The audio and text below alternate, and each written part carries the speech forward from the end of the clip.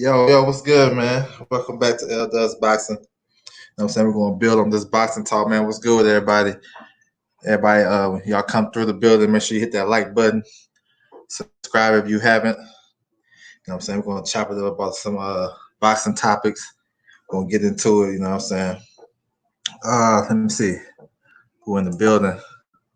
Robert Stewart, what's good, bro? What's going on with you? Yeah, man. So we getting back into the swing of things with this boxing. You know what I'm saying? We got some live events popping off, starting on Saturday. Want to touch on that just a little bit. Then we got Top Rank. They're doing their cards next week with Shakur on the 9th and Jesse Magdaleno on the 11th. So, yeah, slowly but surely we're getting back into this boxing, getting back in the swing of things, you know what I'm saying? And make sure I turn me up. Yeah, so we get back into the swing of things in this boxing, man. So, there's still a lot of stuff to talk about, a lot of topics and whatnot. So I'm gonna touch on a couple of things. So the first one that I saw a couple of days ago about Terrence Bud Crawford and deep negotiations with Manny Pacquiao, and that's a big ass fight right there. You know what I'm saying? For the sport of boxing and welterweight division. What's good, bro? All right, what's good, man? What's going on with you? LDTB, what's good, bro?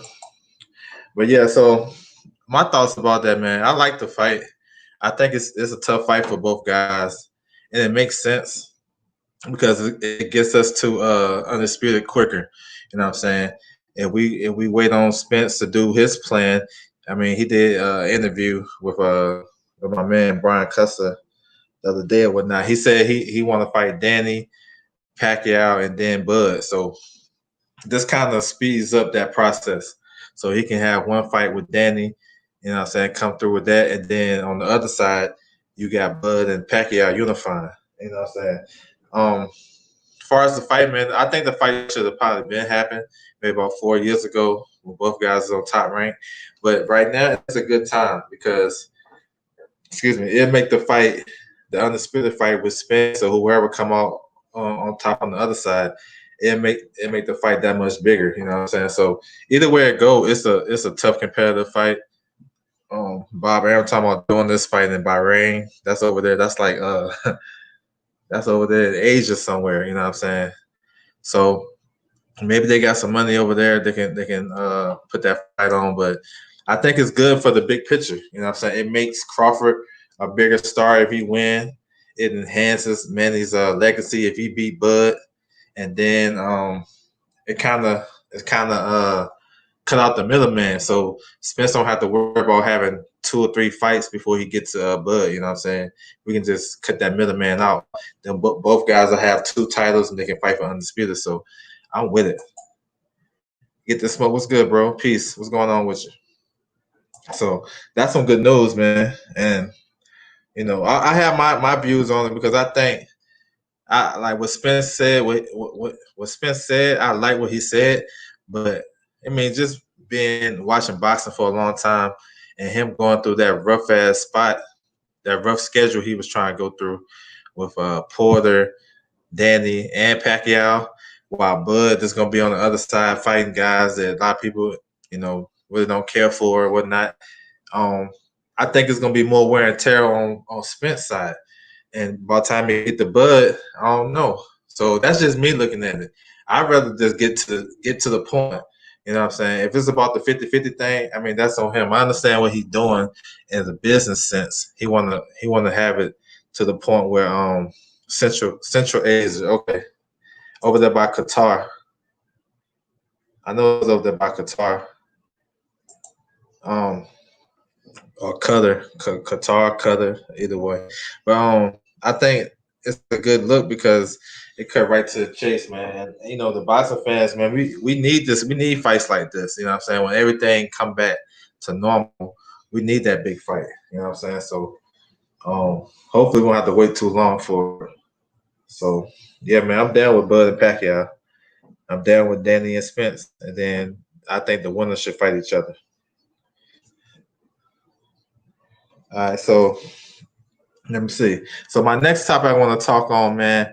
I saying that Virgil Ortiz versus Adrian Broner. I seen Virgil Ortiz call him out. He said he'll beat him or whatnot. And AB said he with the smoke and he threw a shot at Oscar De La Hoya. So I like the fight, man. You know what I'm saying? I don't know if AB gonna get that 10 million he been asking for. But far as the fight, I think to me it don't really benefit AB as much as it benefits Virgil Ortiz because I feel like Virgil Ortiz is a bad style matchup for Adrian Broner at this stage of his career. You know what I'm saying? We all know what AB brings to the table. He put butts in the seats. He can talk a good game, but he don't always fight a good game. You know what I'm saying? He'll put up a half-hearted effort and try to fight at the end of the fight, and then try to make it seem like he won the fight or something. And he let a lot of his fans down by doing that. And right now, you got if he faced Virgil Ortiz now, a young, hungry, strong guy that's very technically sound, can punch. He does a lot of things that Madonna does. What Madonna did in that fight against Adrian Broner. And a lot of people when they think about that fight with Madonna, AB and Madonna, all they see is him roughing up AB. But I have a different perspective. What I saw Madonna all boxing him. I thought he was tripping him up with the jab. I thought that kind of surprised him and saying how technical he was in that fight. And yes, he did use his brute strength and whatnot, and he was a bigger puncher. But I thought he was able to offset AB the way he was using his jab up and down. I mean, you see how he turned that jab into a left hook that dropped him. So I think Virgil Ortiz can do the same thing.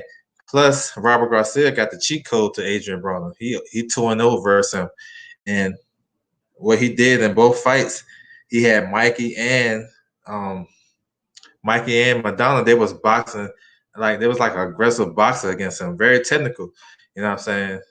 Awkward. You know what I'm saying? Madonna was awkward in the way that he did it, but still there was aggressive boxing. They kept AB's hands at home. You know what I'm saying? So I think Virgil can do the same shit. We need all big fights, no tune-ups from no one. I feel you. I feel you. I would think they can do that, but when you don't got no live gate, I think it's hard to do. But I feel you. Ortiz is definitely a bad style matchup. Yeah, I said the same thing. I don't know if he's gonna stop him, but I think he's a bad style matchup. That's a good fight. ESP versus yeah.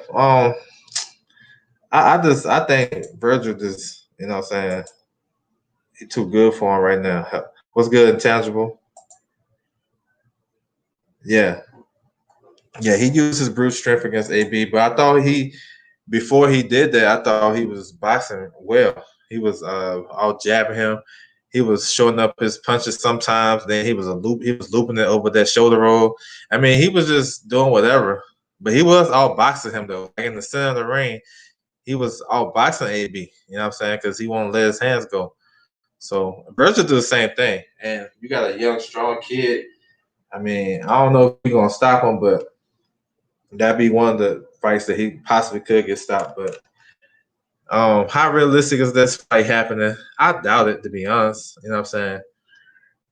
I really don't think AB coming back, to be honest, in my opinion. If he do, he gonna fight.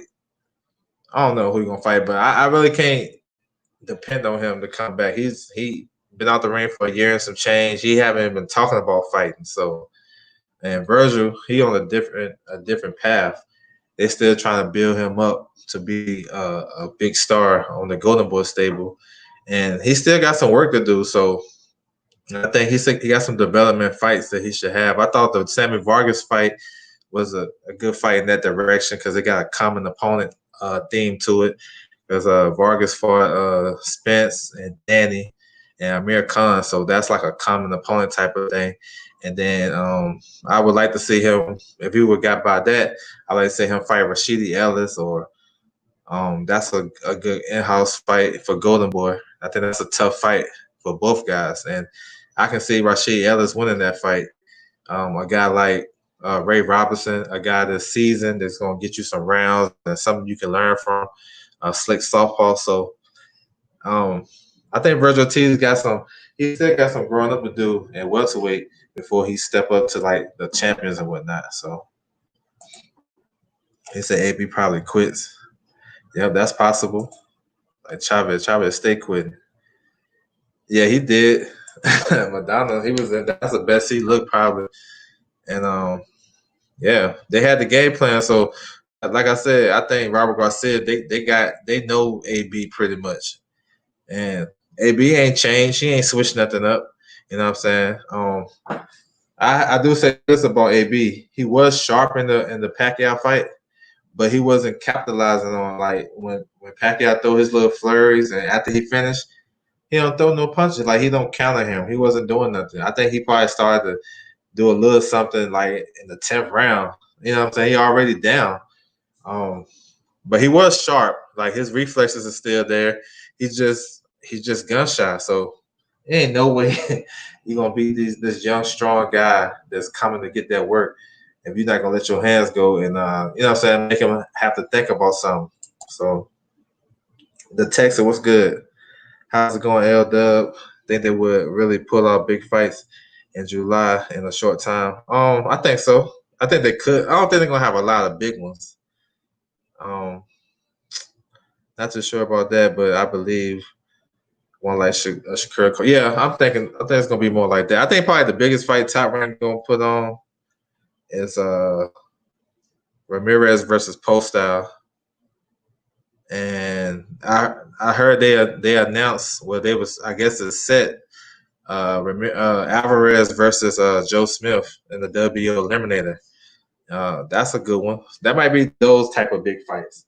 I don't think we're gonna get like, I don't know, man. I don't think they can do Bud. I doubt Bud fight in July, but I think it's gonna be those type of fights, those level of fights. So we'll see. Jalik, what's good, bro? SSB, what's up, man? What's going on with you? Teddy B, what's up, man? AB promised he's scared to get in range in order to, yeah, to let them shots. Yep, yep.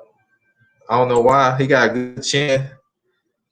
No more Shakur. Yeah, I heard the conference call. He said, well, he said he wants to see how his body feel at 130, and if he feels strong at 130, he's gonna stay there.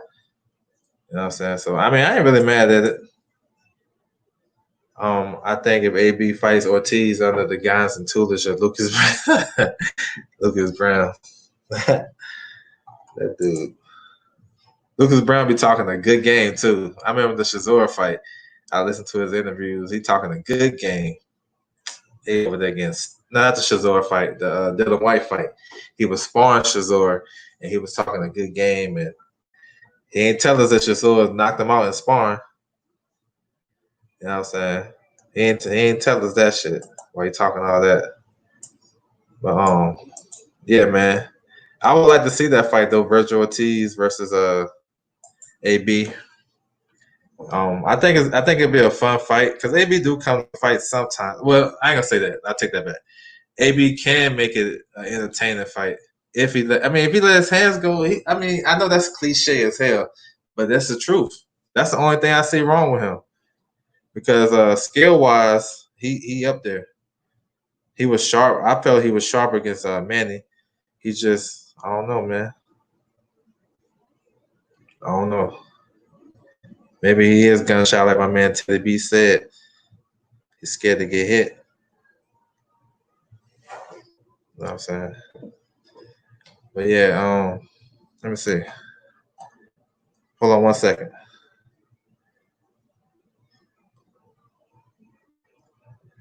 Yeah, but I know another. I hear people talk about that fight, Virgil Ortiz versus AB, and nobody said nothing about the impact Robert Garcia have on that fight.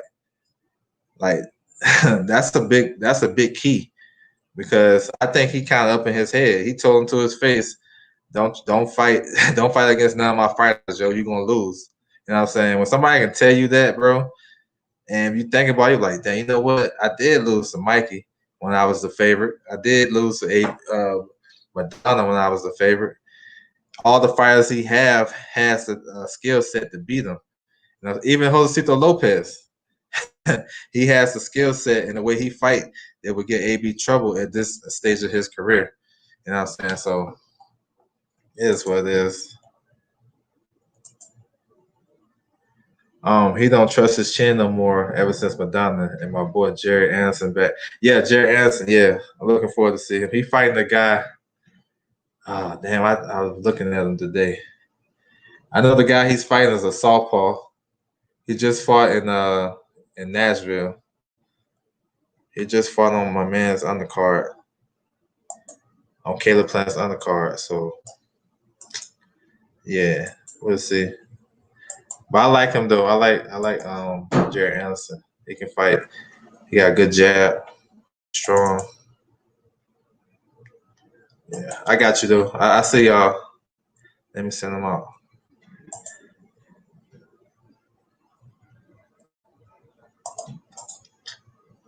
Yeah. The best fight on that card though is Michaela Mayer versus Helen Joseph. That's the best fight on the card right there.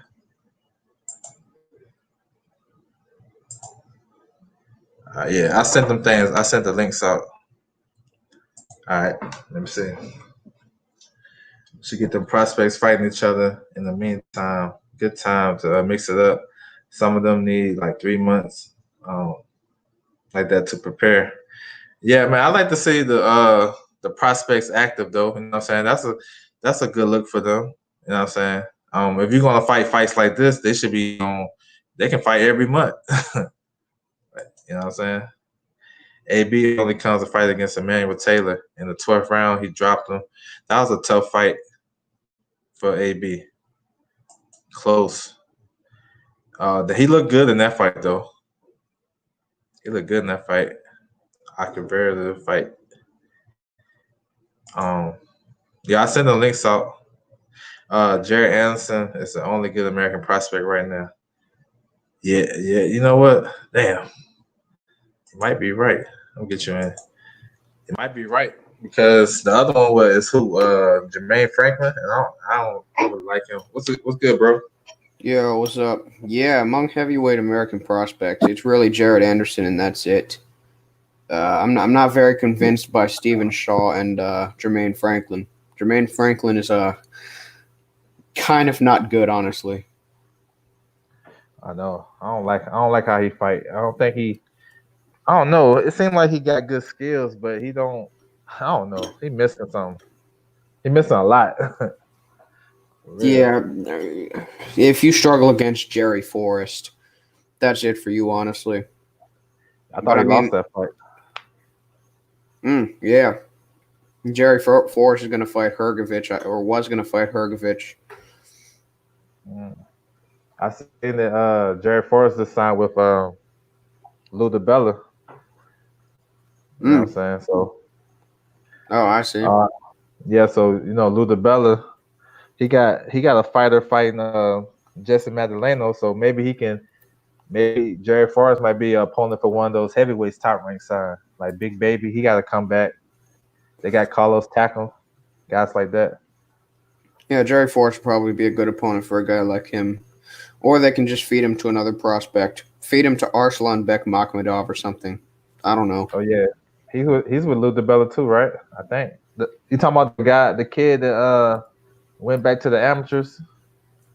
Nah, Arslan Bekmambetov is a pro. He destroyed Sam Peter recently. Oh yeah, he's with Golden Boy. He signed a deal with Golden Boy. Oh yeah, that's a scary looking dude. Yeah, I know him. Yeah, he knocks dudes out. He's got incredible power. He I said remember he Sonny. fought a top ranked pros. I watched his amateur fight with a top ranked prospect, Guido Vianello, another heavyweight prospect, and he had him almost in tears in the ring. He was just destroying him. Yeah, I think Guido fight on Shakur's card too. Yeah, I mean, I'm not too high on him. He's average in my opinion. Mm. We got Sonny Conto. That's another American prospect. Uh, You said somebody. Oh, Damani Rock. You just don't see much of Damani Rock, man. He found those club shows. Seem like he don't want to step out the. I don't know if he like boxing like that though. I don't know. What's Yeah, I up, haven't seen too Rob? much of Damani Rock. He doesn't get a lot of exposure from what I've seen. Yeah, Doesn't have any promotion. Rob 87. What's good? Huge impression. Okay, you sent him at the break. Okay, yeah, that's that. Yeah, that's that scary looking dude. He ran through Sam Peter. Yeah. Yeah, that's a scary looking dude. The Money Rock though, he's nice though. He got decent skills for a big guy. I just like to see him come in like under 260, maybe like the high 250s. He been coming in like 275, but he got skills though. Mm. He got skills. So like a Big Baby Miller type guy. Yeah, but he's more finesse with his. He can box. He can move around the ring. He throws good combinations. He don't really use that girth to break you down like Big Baby do. He can box. He's slick. You know what I'm saying? I gotta check different him from out. Big Baby. Yeah, he's good. Got nice hand speed. He just, I mean, he like what 6'4". He come in about 275, 280 sometimes. Competition is light, but he's nice. I gotta check him out. I've been checking out a lot of heavyweight prospects lately. Yeah, it's not much in the United States though. Jermaine Franklin, man, oh my god, it's terrible. To me, I don't know. He made the fight hard. It's time for Richard Torres to turn pro and destroy the U.S. scene, and then become the greatest heavyweight out there. Sure. Maybe, I don't know. Won't be that hard. I know Jared Anderson though. I like him. I like his jab. Probably got one of the best jabs in heavyweight division right now. Yeah, he's actually a good counterpuncher. Can move his feet. Has good punch selection. Can go to the body. Can mix it up pretty well. He's a good fighter. I like watching him. I like him. I think this is his fourth fight in like less than 6 months, 8 months. That's what's up. Yeah. I guess Hrgovic got to fight. Maybe once like Prograis versus Hooker gets made again, maybe we can see Hrgovic again. He's fighting too many soft touches though. I think he should fight Michael Hunter next. I'm with that fight. What's up, Jaleel? L and Intangible, what's popping, man? Thanks for having me on. Oh, no problem, bro. What's going on? Just chilling, man. Just chilling, relaxing. Yeah. Talking about Hrgovic versus Michael Hunter. I like that fight though. Yeah, I like Croatian. So I like Croatian Sensation over Dylan White right now. I like Croatian Sensation. That's possible because he possesses a lot of similarities to AJ stylistically. Yeah, I like him over Dylan White right now. Yeah, that's possible. Yeah, I like Croatian Sensation, bro. He good for the heavyweight division. I mean, I'm not saying he the next, Lennox Lewis or nothing, but he's a, added character in the heavyweight division, and he calling the guys out right now. You know what I'm saying? He calling them Dylan White out right now, but he might not get it right now. So, but we'll see.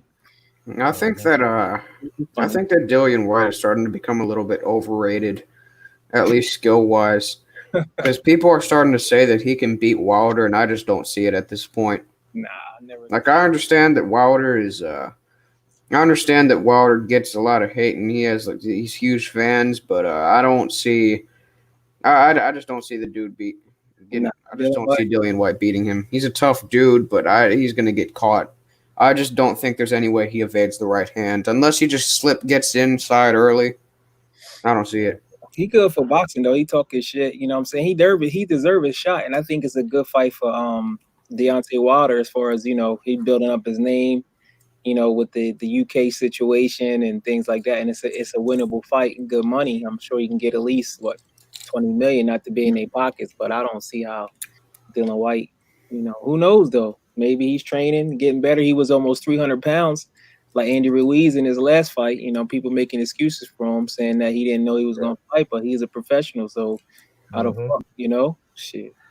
I don't understand that because leading up into that fight, he was posting a lot of stuff in the gym, and then he coming in a career high, heavy, Exactly. heavy. That's what I'm saying. I look at stuff like that, bro, and people making excuses for him, man. That don't fly with me. Like I see past that, bro. Well, he didn't have a fight. And then the dude had just got knocked out. He 40 years old. He talking about what's dude name from Cuba? But then Walker's almost the same age and he getting touched up and he trying to do the shoulder roll. He not he better Or, playing with boxing. Croatian or tease. Sensation to come out there and smoke his ass. You know what I'm saying? Croatian Sensation is hungry. He young. He better quit playing. I'm not gonna I lie. like. I think I just lost my train of thought. Go ahead. My bad. I said I was about to say I like Dylan White though. I like him as a fighter. He comes to fight though. Yeah. You You do. know what I'm saying? And he does have a decent skill set. He can box a little bit. He talking shit. He be cloud chasing, but he be talking this shit though. And I like Yeah, he good. yeah. But I don't think I don't think he's that good. I think he's a little bit overrated because I think a lot of people want to see him beat Deontay. Yeah. But if you really an unbiased fan or you really looking at that shit outside looking in, he gave up his title shot. You know what I'm saying? He could have fought April 13th. Like, is it about Wilder? Is it about being a heavyweight champion? A lot of people think that he'll have a better chance beating AJ than he had to beat Wilder, but he turned it down, and it was for 3 belts. And then he said he didn't have enough time, or they gave him a lowball offer, but he was willing to step in when Jarrell Big Baby Miller tested positive. He was willing to step in 5 weeks notice, but he can't take the fight. You know what I'm saying? April 13th after knocking out Chisora. Bro, read between So the lines, Yeah, he turned down the chance that he does deserve. bro. You know how that works. yeah, But he and he got some good names on his resume. You gotta give him credit. He got he got Parker on there. He got some decent names on there, you know. I'm not he gonna lie okay. though. Just, I think Povetkin of like 2 or 3 years ago ices White. I think that style was bad for him. you talking about the Povetkin that's taking those Oh, that fought Joshua. He didn't test positive leading up to that fight. no, I'm But talking, even that type of that guy, I think that style matchup is too bad. And Povetkin could catch him actually with a counter left hand. Mhm. the only time I seen Povetkin do great was when he was popping. You know what I'm saying? He was knocking people out viciously. What's the Cuban dude name? Mike Perez. Yeah, Mike Perez, yeah. I was like, come on, bro. All this power come from. That's I on, think he have a chance. He have a chance earlier against Dylan White, but when he get past the 6th round, he started to get tired, and that's when Dylan White gonna come on strong and probably stop him late. But he has a chance though. I like his did. overhand right though. I ain't gonna lie. He hurt AJ with that. I like his overhand right. he did though. I mean, look at what happened with the Chisora fight. Chisora just bit down his mouth guard, got in the high guard, and just started walking Dillian White down. Dillian White's balance is too poor for him to be able to box and move away from those shots and that pressure. Povetkin is going to be able to get inside of him, and he's going to hurt him a few times before White beats him. Yeah. And both guys have stamina issues. So even when Povetkin gashes out, which will probably be like the 4th round, it's going to be kind of difficult for White to fully capitalize on it. Yeah, you better make. Yeah, hopefully it's some body testing because Povetkin come out there, bro. Phew. Now for both though, you gotta say that about both Exactly. because I mean I know White got cleared, but it's still sketchy though because White first of all, y'all should have informed that guy's team, and then about the glove situation. Then after the fight, they had that hidden mic with him and Eddie Hearn talking about, yeah, man, we dodged the bullet. You know what I'm saying? I couldn't sleep all week. Bro, Bro, come on, man. we know what it is. We ain't dumb. Yeah. Well, I want to change the topic talk about Canelo. Y'all hear about his 2 latest opponents that they've been talking about him fighting in September? Derevchenko. Yeah, that's what they Derevchenko. say he's in talks with. Now, let's be honest. Within probably the next 2 days, the fight will probably get called off. The fight will they'll probably end up. The negotiations will probably end up falling through. So I don't expect much, but honestly, I think that's a good fight. Even before the whole the layoff thing, I still think that's a good fight. I think Derevchenko has the style and the skills to give Canelo hell. I think it'll be an 8-4 type of a victory for Canelo. I don't think he stops him. you're gonna have to work for. Yeah, he gonna have to work for that one because Derenchenko be trying though. You know, I thought he clearly beat Triple G, and a lot of people thought he beat Same. Tony.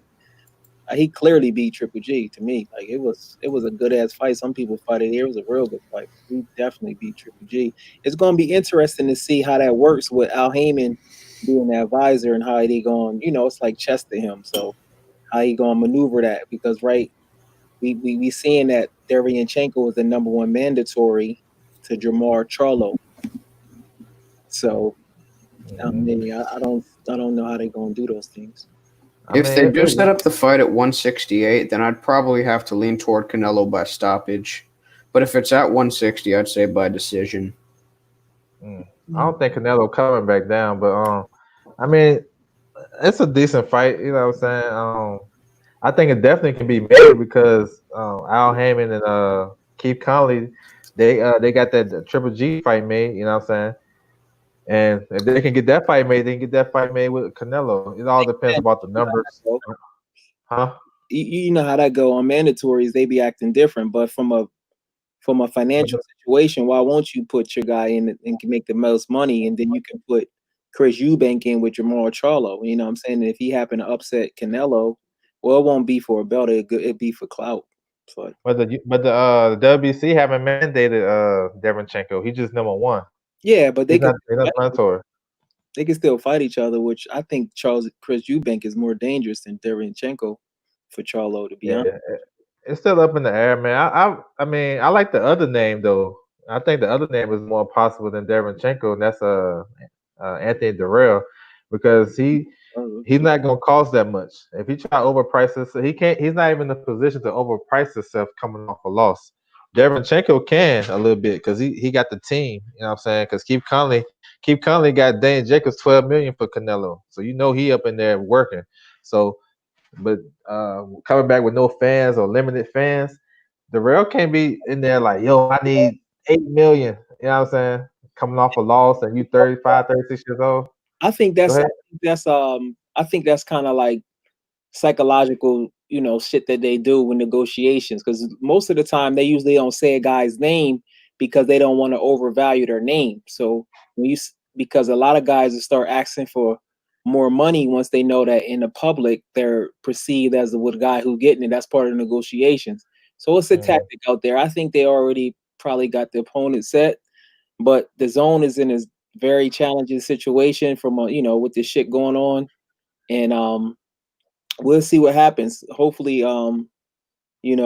Canelo gets to live out his contract, because all whatchamacallit has to do is file for bankruptcy, and that'll leave him out of the having to pay Canelo. And then Canelo already having problems with Golden Boy, and you'll see where they stand. So then they're gonna be like, okay, where is he gonna sign at next? Now Canelo was a big name, but then who is he gonna sign with? Fox? Because Fox is so connected to PBC. Is he gonna go with Showtime? Steven Espinosa used to be his lawyer. I'm not sure if they go on good terms. And then Bob Arum. Bob Arum, I believe, in order to work with Bob Arum, you got to have some type of dealings with Top Rank. Is that right? For ESPN? Yeah. And the ESPN guy can make an exception for Canelo because his name is up there. So ESPN making it where they only deal with Top Rank, I'm not sure if that was good business for ESPN as a whole, because if you got a chance to get Canelo and you miss out just because of Bob Arum, that wouldn't be smart. I'm going to be honest. I don't think Canelo is going to really sign with any of the major promotional companies. He may do a partnership with Hearn, but I think that if he leaves Golden Boy, he's probably just going to go with his own promotional company, Canelo Promotions. Yeah. And just had the right people, and then deal with Hearn on the side, because he already got his promotional basis dealing with Hearn, right? I seen that he was doing some shit with Hearn already. Yeah. It seemed like he can work with Hearn more than Golden Boy, but he better let's see if they file for bankruptcy. Hey, y'all see that with the Texans talking about the zone starting to push Pacquiao versus Triple G? Yeah, y'all see that? Yeah, that's crazy. There, that's crazy. Jesus Christ, that's sad right there. Maybe Pacquiao. I mean, he could be, when a lot of these guys they literally be broke, like, and don't be having money, even though they're popular, and they be having a lot of debt. So you don't know. So maybe this shit going on can force people to fight big fights, you know? Yeah. In Texas, I was in Texas. Yeah, you guys hear about Pacquiao and Crawford? They said that there were negotiations or that the fight is maybe made. Mhm. We was talking about that yesterday. I mean, hell, I think that'd be great for Bud. You know what I'm saying? And then he win that fight, build up his name even more. Because stylistically, it'd be an exciting fight. The way Pacquiao, but Crawford can kind of make it boring a little bit. But Crawford Bud. I mean, Pacquiao gonna land some shots, and I think Homeboy would counter him. I can see Crawford stopping him late TKO, especially to the body. I can see him definitely getting Pacquiao out of there, but that'd be courageous for Pacquiao to take the fight, you know. Yeah, I think Crawford stops him late, honestly. Yeah, I think so too, for sure. Like, I think it's competitive early, mhm. but Pacquiao, let's be honest, his stamina is declining. After about the fifth or sixth round, he swept the first 5 rounds against Thurman. After the fifth round ended, he started to gas. He didn't have nearly as high of a work rate later on in the fight, and he was actually kind of moving around, letting Mm. Thurman sort of stalk him down. Yeah, I think he'll get stopped, but right now he just trying to.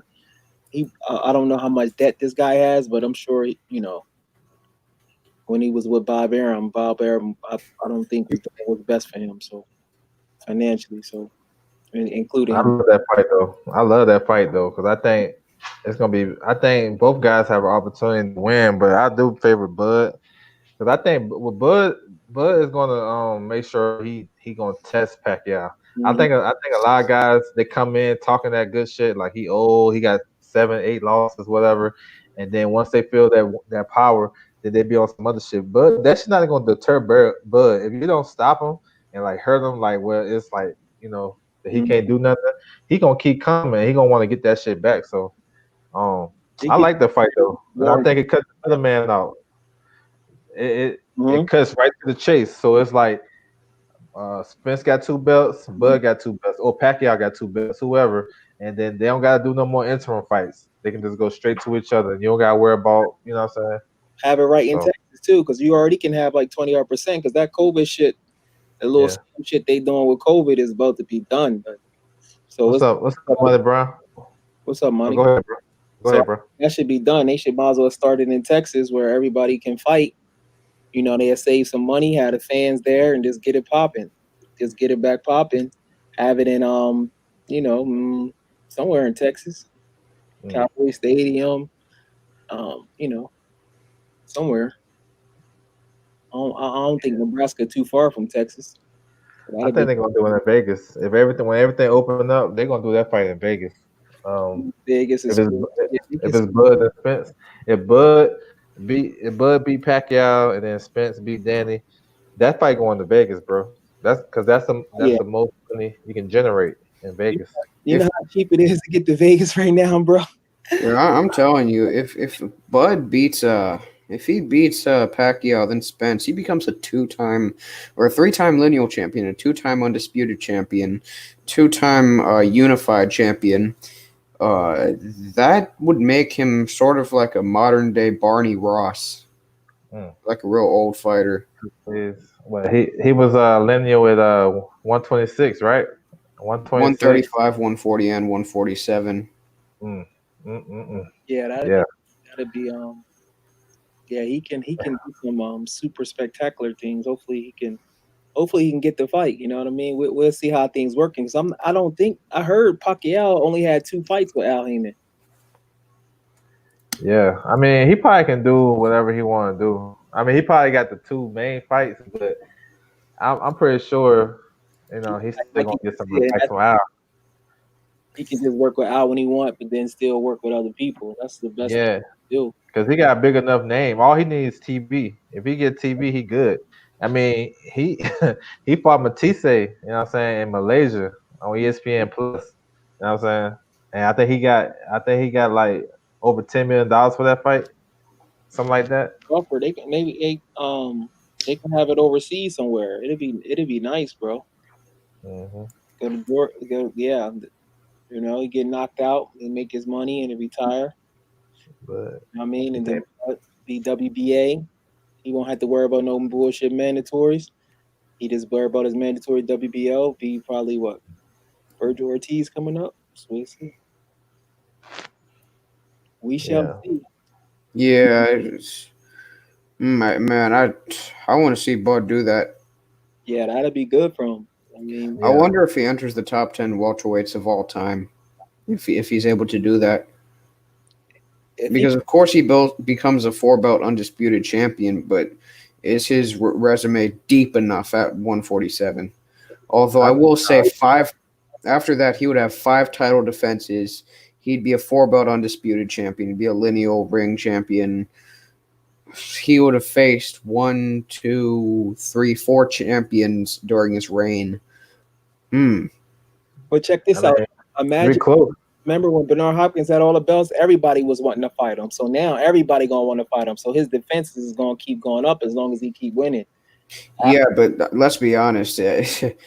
He's probably going to lose some of his belts during that. Although he might stay there because he's probably peaked at welterweight.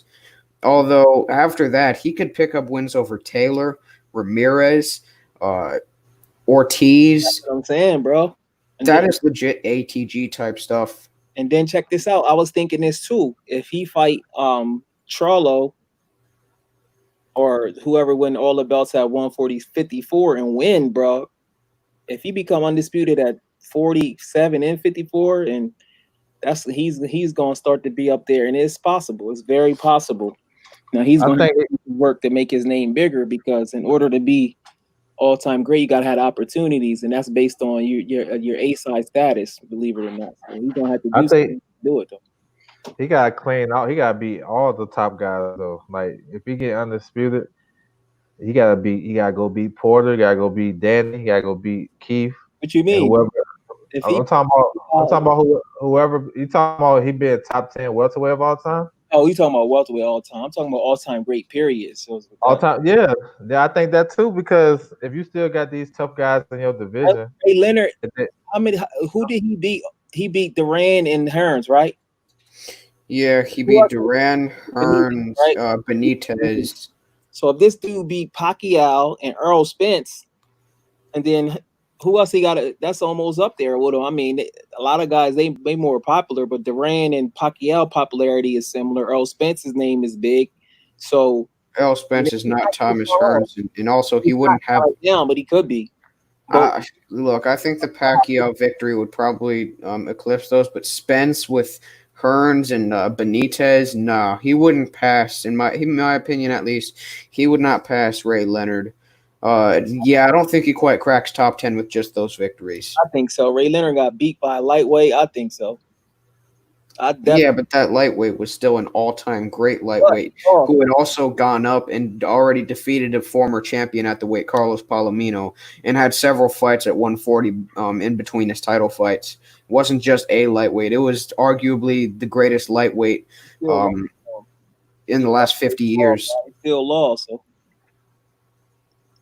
He still lost, but I mean, I just think that's if he become undisputed at 147 and with some good defenses, then do it at 154. I mean, you gotta put him up there with those guys. I mean, I don't see why not. Like, I don't think he need to go to 54 to do that. Like I said, if he can beat all those guys, you know what I'm saying? I think Ramirez and Josh Taylor and Ayo, Curtis Anderson though, but we talking welterweights. He beat Ayub Kalula at 154. That's how I think he got the WBA and lineal super welterweight titles. Yeah, that's the Texan. I agree with that. Thurman versus Ugas. Ugas is Ugas is a dark. Yeah, Ugas is on those styles mesh pretty well. Yeah, he's physically strong. He don't throw no jabs. Yeah, it's a good fight, but he got a chance to win now. Keith Thurman likes to move well, and that's going to give Ugas problems, but Ugas will be able to counter a lot of his wide shots. And go to that body of Thurman's. Yep. Mm-hmm. I don't know who I'd favor. Probably Ugas, honestly. That's a good fight. I like Keith in that fight. Yeah, I can see it. So we don't know if the old Keith come up, Quintana Keith, and or the one that fought. What's dude from Argentina, Diego Chavez? Keith come back, then I can see him beating Ugas in a good ass fight. That's a long time ago. I know. That's not the same. I know. That's not the same fighter. That's what I'm saying, though. That's why when we speak of AB, I don't even really give him a chance against Virgil because it's like he's not the same. He kind of like how Zab Judah was in 2008 and 9. People look at the old Zab and be like this one, and then you sitting there screaming at the TV, let your hands go. But this guy been through all these training camps, and I got a question for y'all. I don't know if he was gonna go to another topic. Yo, what's the question? What's up with your boy Muscle Man now? The Muscle Man, bro. He gonna get the fucking brakes beat off of him, bro. Did you see the boy looking like the Muscle Man, Teofimo Lopez, bro? On fight. Oh. I said, bro, he's gonna get hurt. He's thinking these muscles is gonna win them fights, bro. And I was looking at his old fights. I was like, I fuck with T.O. heavy, but all these muscles, bro, he's gonna get this fucking brains beat out with all these muscles. Though. He's starting to think this is bodybuilding. This ain't bodybuilding ain't boxing, bro. I'm telling you. You better stop that muscle shit, bro. What's your thoughts on it? I mean, I just gotta see him in the ring. If it's gonna make him stiff, it's gonna make him he can't have that fast twitch muscle like he have and be able to counter at the drop of a dime, then yeah, it's a problem. But I mean, I haven't seen the picture, so I can't really speak on it too much. Go to Fight Hype. That motherfucker go to Fight Hype, right? And he said he 156 right now. He just talking about, I'm like, is he talking about he drink 2 gallons of water a day? I was like, bro, 2 gallons a day? I was looking at the training camp of homeboy strength guy, Bud, and it's like a gallon a day. He drinking 2 gallons. I'm like, I don't know. Something is, I don't know. What's up? Yeah, I do think Teofimo is the biggest threat to Loma at 135 and could potentially beat him. But both fighters at their best, I got Loma. Especially with all those muscles. That motherfucker, right? Unless he taking something, all them muscles, he gonna be just like AJ, get tired. Loma gonna go to his body. You know what I'm saying? And he just going, I don't know why he even want all them muscles. I don't even know why he doing that.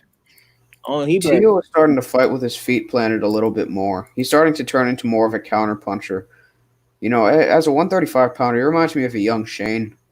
They had the same strengths and weaknesses at the weight class. Yeah, he needs like the muscles, bro. That's not. Nah, he don't need all the muscle. He just needs to just stay. I mean, I don't think the weight is too bad. Like right now, he probably came down from bigger. I mean, if he's struggling to make the weight, he probably been coming down from a bigger weight. You know what I'm saying? Mm-hmm. And if you really look at it, he don't got no fight date yet. This is what, June? It's hot as hell out here. Well, I'm in Cali, but I'm pretty sure he can drop it. Yeah, Arkansas. What's that? 21 pounds? That really ain't that bad. Yeah, it's not that bad. It's just that when you got all those muscles, we seen all these muscles. What guys that's all the muscles? Even AJ slimmed down. He said, "Fuck all these muscles." You know what I mean? That's not even cool. The fighter got all these muscles now. That's not even popping. Only guy I seen that fight good with that physique was Tim Bradley. You know what I'm saying? He was like muscle bound, but I ain't never seen him like gas out like that. I seen him get like other than the Pacquiao fights, but the other fights at 140 when he came in that strong and cock diesel, like it seemed like he was strong. He just can't punch as hard. Right, and it was more of his abs was real cut, but homeboy's shoulders is big. I don't know what's up with Teofimo, bro. He better learn quick, bro. He sometimes, and I can see that too. You know how you go to the gym, you getting big, you like, you start liking that shit, you start looking in the mirror, and then you gonna find out boxing ain't muscles gonna win fights, bro. Somebody. What's up? My man Money Brown said he gonna have Coach Calvin on tonight, Tank's coach, and my guy Ryan Allen, fighter, who sparred with your favorite fighters. So y'all go check out Money Brown, man. Catch Coach Calvin in the interview. You know what I'm saying? If y'all down with that. Yeah, shout out to What's up? Sport, man. Yeah, but back to Canelo though, who y'all think he gonna fight? And he not fighting Boo. We know that. Derevyanchenko. Oh, yeah. They gonna fight Derevyanchenko? Okay. I don't think so. I think he'll fight Billy Joe. I'm gonna throw a name out there. I think he might fight David Lemieux. Well, I know. I say that because they talk about trying to find a cheaper opponent. That's true. that's an in-house guy. That's true. True. He gonna have limited fans. Mm-hmm. You know what I'm saying? That's true. That's just me. I don't know. Right in Canada, you can get them to come from Canada on some shit, even though the borders is closed. But it's about to be a lot of that stuff stopping. But even Billy Joe can. But Billy Joe, they saying he wanted too much money. They ain't in a financial situation like, all that money wasn't up front. Like that was based on per fight, right? So they got their little welfare check on his own. Golden Boy, so they still got a budget. It's a business, so we'll see. But that's a smart one, L. That's a smart one. And I've been a fan of Israel Madrimov for a while now. I think Madrimov gives Canelo a tough fight right now at like 10-0 or something like that, whatever his record is. That guy, that 168 guy. No, that's Vakimir Melikuziev. He's at 154. Just make him move up, get a few pounds. I think he gives him a tough fight, honestly. Yeah. Oh yeah. This another example of guys that was strong, like had the heavy muscle build. Mike Weaver, Evander Holyfield was cut up. Cleveland Williams. Yeah, Jeff Lacey. Jeff Lacey, man. Popping, bro. But Bruno shit though, like he gonna gas out. You already knew that. He tall too. At least homeboy, he's short and his arms is short. female. I was looking at him fighting, I think, a Brazilian guy, Silva. I was looking at that fight. I was like, bro, he gonna be losing a lot of decisions if he think he gonna just knock people out, especially at 140. I can see how he's kind of trying to fight like Mayweather, where he's being conservative, but he's not super dominating around. So when the competition get higher and he's not knocking people out and the people is pushing him back, he gonna have to bring something else out of his game to be winning these decisions. If not, he gonna be losing a lot of decisions or maybe get hurt. Because I see a lot of boxers giving him trouble because exactly. I just see him. He waiting too much. He waiting too much for that one big shot. Trying to Floyd, but it's there. People don't get what Floyd is really doing. So people like Haney will be boxing him and he can't hit him. I seen him. They sleep on Ryan Garcia too. I know, man. I like Ryan Garcia, bro. I ain't gonna lie. Ryan Garcia, I'm telling you, he got a good ass upside. Did you see him? I mean, you hear what he said? He said he too short and his arms too small. It's like yeah. His only real big flaw that stick out to me is because like when he have his head straight up. You know what I'm saying? He don't really bend his hands that much. He fights with the exact same pattern. It's just 1, 2, 3, 2, 3, 2. 1, 2, 3, 2, 3, 2. That's pretty much all he does. Yeah. He fights with the same pattern, in the same line. And also he's ducking Jorge Linares. But that's neither here nor there. I like him though. I like his I like how fast he is. Like he can change the looks from a he can do that shit at the drop of a dime. You can tell he's working on his craft. You know what I'm saying? I think he need to get more consistent with his jab. And I do notice that he do the same combination though. But if he can just switch it up and if he can fight tall, because he got right now, it's gonna benefit him because say he's a young man. His feet is fast enough to get out the way. But eventually, when somebody able to step with him when he got that head straight up in the air, it's gonna be a problem. But I still like him though. Yeah. I like him. Yeah, Devin Haney, and he got a little footwork. I seen in his last fight, footwork. Hopefully, he fight Linares. That'd be perfect for him because I think he can knock Linares out early. But I'm hoping it go about 10 rounds, so to see what more he got in his game because he can't, he ain't gonna be just knocking everybody else out like that. They want to put him in there with somebody that's going to challenge him. Jorge Linares would be perfect. He can come. I'm sure he can come from Japan. I don't know why. See, I got a feeling though that he's gonna run through Linares. I think he fights up to his competition, even though his competition ain't been the best. But the people that they think they can beat him, or the people that have a so-so name, he got him up out of there. Like they say, he was scared of Duno. He ran him off. You know what I'm saying? And the other guy, Fonseca, if you compare what Tank did against him and what Farmer did against him, I mean that ain't even no comparison. But I mean, I can make an excuse for Fonseca though, but a lot of people can't. Yeah. A battle rifle. That dude would bow down and kiss Devin Haney's feet in the middle of the ring before he fights him. Actually, he'd do that anyways, but whatever. Murata. I forget about Murata. Murata, Mur- on they yeah, he's doing her. If Mur- he Murata, you know it's a. I mean, I already know he ducking Andra, but I mean, more proof will come out. He fight homeboy. Murata is a bigger star in Japan than Canelo is in North America. That's facts. So based, maybe, yeah. based on views. No, based on popularity, like that dude got a whole how many billions they got over there in Japan or whatnot? Japan ain't China, bro. Japan don't got a billion people. How many they got? They Check got a lot of a billion and something. Japan ain't don't got that how many many people. they got? In But Japan. he a bigger star based on what he did in the amateurs and how how he still keep it over there in Japan. So, All, like most of his title fights been in Japan. And mhm. and he been on the zone for like going on 3-4 years now before Canelo. Yeah, but I mean, they it's just a business thing. They gotta get their bread back. They gotta get their bread back, bro. We'll see with them, man. They gotta get their. I don't want to see that fight. I probably won't even watch it, but I got a question though about Canelo. So I know everybody say he's the face of the sport, whatever, you know what I'm saying. But what's the difference between being the cash cow and being the star of the sport? Because to me, I don't think he's a bigger star in the sport. I think he's a cash cow. He probably make the most money, but I don't think he's the biggest star. I don't know. Yeah, I agree with that, honestly. He makes a lot of money, but that's because his name is tied with a lot of the big wigs in the sport. I honestly think AJ has surpassed him in terms of stardom in the sport, and even probably Fury. Even probably Inoue in Japan, because he gets 20 million viewers per fight. How many viewers does Canelo get? Yeah, we don't know. Yeah, I mean, you could say that, okay, well, you have to pay to see Canelo fight, but that just means that Inoue is more accessible.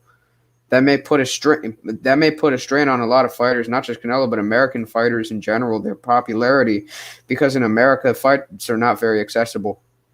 yeah, it's different from different countries. Canelo a name, it but eventually the names fade. You got young people coming, people will forget about you. You know what I'm saying? It's like to always say this, but in music, I mean, you can be a star. Your first CD sell 10 million. Look at 50. His first CD sold about 10 million. His second one sold, and then about the third one come, he was competing with Kanye. Kanye outsold him, and then eventually, so everything is constantly moving. And with the younger guys coming up, we looking at them like, okay, Ryan Garcia, and then also Canelo doesn't really connect to the people as much. You know what I'm saying? I His know. personality doesn't really transcend over. He doesn't really put himself out there like that. He's kind of like a Mexican version of Cotto as far as their personalities in a sense. Yeah, you But know that's a what? good We point. should have Canelo and Inoue fight on the same card on this, or well, not on the same card, on different cards in the same country. We should have them both fight in America, or well, actually, no, a neutral country, and we should do a graduation versus Curtis type thing with the two of them. Monster is definitely more exciting though, but Canelo was better than Monster. But Monster is definitely more exciting than Canelo, bro. He got the excitement level, bro. The thing is, No, Canelo, in my opinion, is a pretty exciting fighter. I like the counters and the pretty good power, the timing, and you can see it for 12 rounds. With the New A, you get excitement for about 6 minutes at most. So, oh wow, this dude, bro, I, that's I I think look, I know a lot of people don't like to hear this shit, but I think Wilder's a bigger star because Wilder has a good fan base and he got a lot of haters. And exactly that's what people. that brings Yeah, that make a difference, bro. I Anyway, disagree. In the sa- I Anyway, he got a lot of fans that adore him. Canelo got a lot of fans that adore him. He got some haters, but not as much as Wilder. No, Check the views. Check these YouTubers' views when they do a Wilder video compared to a Canelo video, and then you'll see. I disagree, honestly, because in the Let me same hear. market, Canelo has been more successful. He was more successful against Julio Cesar Chavez Jr. fighting in America. successful how on what pay-per-view? More pay-per-views, How many uh, pay-per-views did that do? gets more earnings. That sold 1 million in the U.S. Boxing in 2017 is not the same. We already see it. It's totally different. You got the zone, so now it's a different marketplace out there.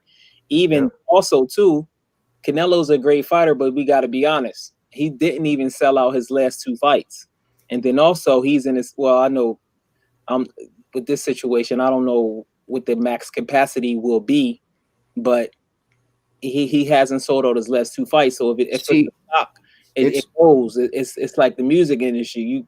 You talking about what he did 3 years ago. We're talking about right now. His last 2 fights didn't sell out. So see, it's hard to compare though, because one fighter is fighting against Jacobs and Kovalev, two fighters who are not really stars in the sport. Or Wilder didn't do great numbers against Ortiz in terms of attendance or even pay-per-views. He did around like 200K. And he fought Tyson Fury. But so really, it was, in my opinion, those results were the product of matchmaking. And this is the question I had though. The fine line between a star of the sport or the cash cow. I think it's evident that Canelo is a cash cow. I don't think you can argue that. The star of the sport, the guy who moves the sport negatively or positive. When he get a highlight reel knockout, we hear about that shit 3 months down the road. When he lose to Fury, we still hearing about that. When guys do videos about Wilder, they trash him. They got the best viewership on YouTube. You do one about Canelo, so. You know what I'm saying? It's not the same. To me, I think as a star of the sport, and Floyd proved this, you got to be loved and hated. You can be loved and you can have all that shit, but you gotta be both. You know what I'm saying? That's just me. That's how I see it in sport. Also, too, you gotta realize Golden Boy doesn't really promote him any longer. They just don't. They just feel like they don't have to do nothing to take his brand to another level. It's certain things that he can do to actually become bigger, but they're not doing it. They're already satisfied. They already got their money. It's like a welfare. Just like they don't have no incentive to really to do that. But that just to bring up Kurt point, where Homeboy is almost like an American fighter in a sense. He's from Mexico, but mostly all of his fights is in America. So when's the last time he fought in Mexico? So it's kind of like that. So the last time he fought in Mexico, I think, was against Ryan Rhodes in like 2011. I've heard that guy. Did he fight Citron in there? Or was Citron after Ryan Rhodes? I know Century fought Citron. I actually don't know. In the Ryan Rhodes card, I think AB had a fight there. He fought Canelo's card against Matthew Hatton. The guy got a robbery against Daniel Ponce de Leon. Yeah, remember those? Yeah, so yeah, man. I think it's how you look at it. I think it's easy just to say, well, Canelo is the face of the sport because he make the most money and blah blah blah. But like when I have conversations with other guys or fans or whatnot, I hear about Wilder. Like, you know what I'm saying? I hear about. I'm in California. You know what I'm saying? United States. And when I go out talk to Mexicans or whoever, white people, whoever, I hear about Wilder more than I hear about Canelo. Canelo like an afterthought. People still think he's scared of Triple G, and he fought him twice. You know what I'm saying? But Wilder, I think he moved the needle a little bit more than Canelo. He might not have the most money, but star power, everybody, they go either talk good or bad about him. Canelo is more people on his side and supporting him than even with the PED shit. When he tested positive, man, people swept that shit on the rug. Now Wilder talking about he want to catch a body, and you know how much hate he got off of that. Like that shit that makes you a bigger star. People want to hear you talk shit. They want to hear you. They want to see you get beat. That's true. What I'm saying? So that's just how I look at it. It might be a different perspective though. He hasn't been fighting as longer, so he got more upside. Especially if you win this fight. I'm picking him to lose to Fury. I just got to be honest. I'm rooting for him, and hopefully he does great. But if he does win, because I don't like to give nobody no chance at all, because we know he definitely got a high puncher's chance, then he will be bigger, just like AJ became bigger after he beat Ruiz. So if he knock out Fury, shit, that'd be huge. That'd definitely that'll put him up there. Maybe the biggest crossover star aside from Mayweather and Pacquiao, as far as just worldwide fame, this decade is either maybe AJ or even honestly, it's maybe sort of under the radar, but Nonito, because he introduced the Asian market to boxing even further. And he was able to get solid viewership in the U.S. with the Rigo fight. He had some fans in Mexico. It seemed like they never will get on the same page, him and Bob Arum, and they always said Pacquiao, and then they try to make it like Pacquiao and Onito didn't get along too well, and shit like that, and his tickets. But he definitely done his thing. But Canelo, we'll see. But whatchamacallit, part of your star power too is the potential opponents that you can make for a great event. And I always use the comparison is like Roy Jones was way better than Oscar. Everybody know that. But Oscar had more opponents that he could fight to make for bigger fights. So we all know he was a bigger star than Roy Jones, even though Roy Jones is a star. So it depends on which fight you have. So if Wilder does have the rematch with Fury, Dylan White, AJ twice, and then the heavyweights, and the fact that his personality, the fact that he's so awkward and the way he be fucking up words is actually good for him. So that's why when you just be yourself, even with flaws, you still can do great things. You don't got to be a perfect person and speak perfect. You still can do your thing. So that's what people laugh and they be trolling them and shit. So that actually works for them. That's what allows people to remember them. So yeah. Hey man, maybe that's Ryan Rose, right? In your picture. Maybe Lucas Brown, who is actually my profile picture. Yeah, I think he will be the heir to the throne of Mayweather and Pacquiao for biggest star in boxing once he defeats Parker, then defeats White in the rematch because White drugged him in the first fight. But he's going to win that, and he's going to end up defeating Fury and AJ to become undisputed. Then he's going to go to the UFC, avenge his loss to Daniel Cormier, and then he's going to win in a 50-50 fight, but I favor him slightly over Stipe Miocic, and he will be the biggest crossover star in sports history. And what about Earl Spence too? If he was to beat Crawford, shit. If he was to beat Crawford, his star power, it's a lot. Even believe it or not, Tank is in a great situation because he got a lot of people to fight and a lot of names around. He got a lot of hate too. Exactly, and he got a big following, and he got skills though. So if he can put his work ethic to with his skills, and he got the people around, shit. Yeah, he's gonna really destroy the boxing market and claim king once he defeats MJ Akhmadaliev after facing Leo Santa Cruz. Hey, you know what though about AJ? I think he's a big star in the UK. He's not a big star over here. He didn't come over. He haven't conquered America yet. He came up here and lost. I think I think as far as like boxing fans, we rock with him, but like the casuals really don't know him like that.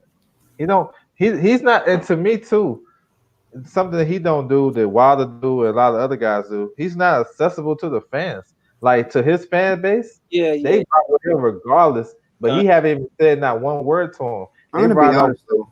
He said like years ago, not like recently. Go ahead. He got a chill personality though. You know, his personality definitely different than Wilder. Yeah, I'm gonna be honest though. I think him losing to Ruiz in America actually really helped his stardom. Mm-hmm. Because that upset, that headline, mm-hmm. I think him redeeming himself after that and him being able to beat him conclusively in the rematch, I think that really helped his name in America. I think America will actually give him a lot more attention once he fights here again. I agree. That's why losses don't. I agree with that though. It's how you lose because the fight was actually good. Shit, he dropped Ruiz. I think that's a good fight. He got dropped, right? That was a fun fight.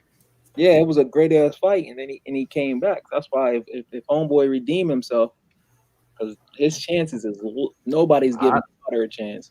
I think he'd be bigger though if we did more stuff over here or had more. You know, he don't gotta do interviews with whoever, but I'm talking about like if he was on ESPN more, Fox more, just just coming through, whatever. To me, he seems. I ain't saying he a bad person or whatever, or his personality is trash. He just don't seem as accessible to me than a lot of other fighters. He seemed like he got a lot of corporate people around him. Do this, do this.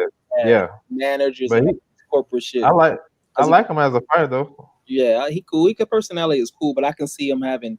He got this sponsor, and they don't want. You know how the corporate world is. They want you to be all perfect at home, but in reality, the real fans want you to be yourself. So when the realer you are, you can have an organic type of following. It's a little different. I feel what you mean. Yeah, but I mean it's to each his own. Not to knock none of them because I think all brought something to the sport. Like, I Yeah. mean, real talk, AJ helped the heavyweight division a lot. You know what I'm saying? You can hate on Eddie Hearn and all that shit, but I mean, the heavyweight division it was trash. Let's be honest. And the Mhm. way they was able to get behind him and make that star over there and had everything over there in the UK, you started to take a look like, oh, hold on, let me check this dude out. And Good I too. mean, Cool. he had some good that performance he had with Vladimir Klitschko. That was his breakout performance, and you can't really take that shit away from him because, I mean, like think about this. I know Vlad was out the ring for 18 months or whatever, but he never got out the rankings. He didn't retire. You know what Yeah. I'm saying? He was just coming off an injury, and it take older guys to get back, get back in shape or whatnot. Mhm. But another thing to point out, that Vladimir Klitschko performance against AJ that night was probably the best he had in about 10 years since Chris Bird, when he got the belt back from him. Or at So least his most exciting performance. excited. Okay, got you. So I think a lot of people just say they just look at this basic shit. Oh man, he been out the ring and how he jumped Ortiz, but he never left the rankings though.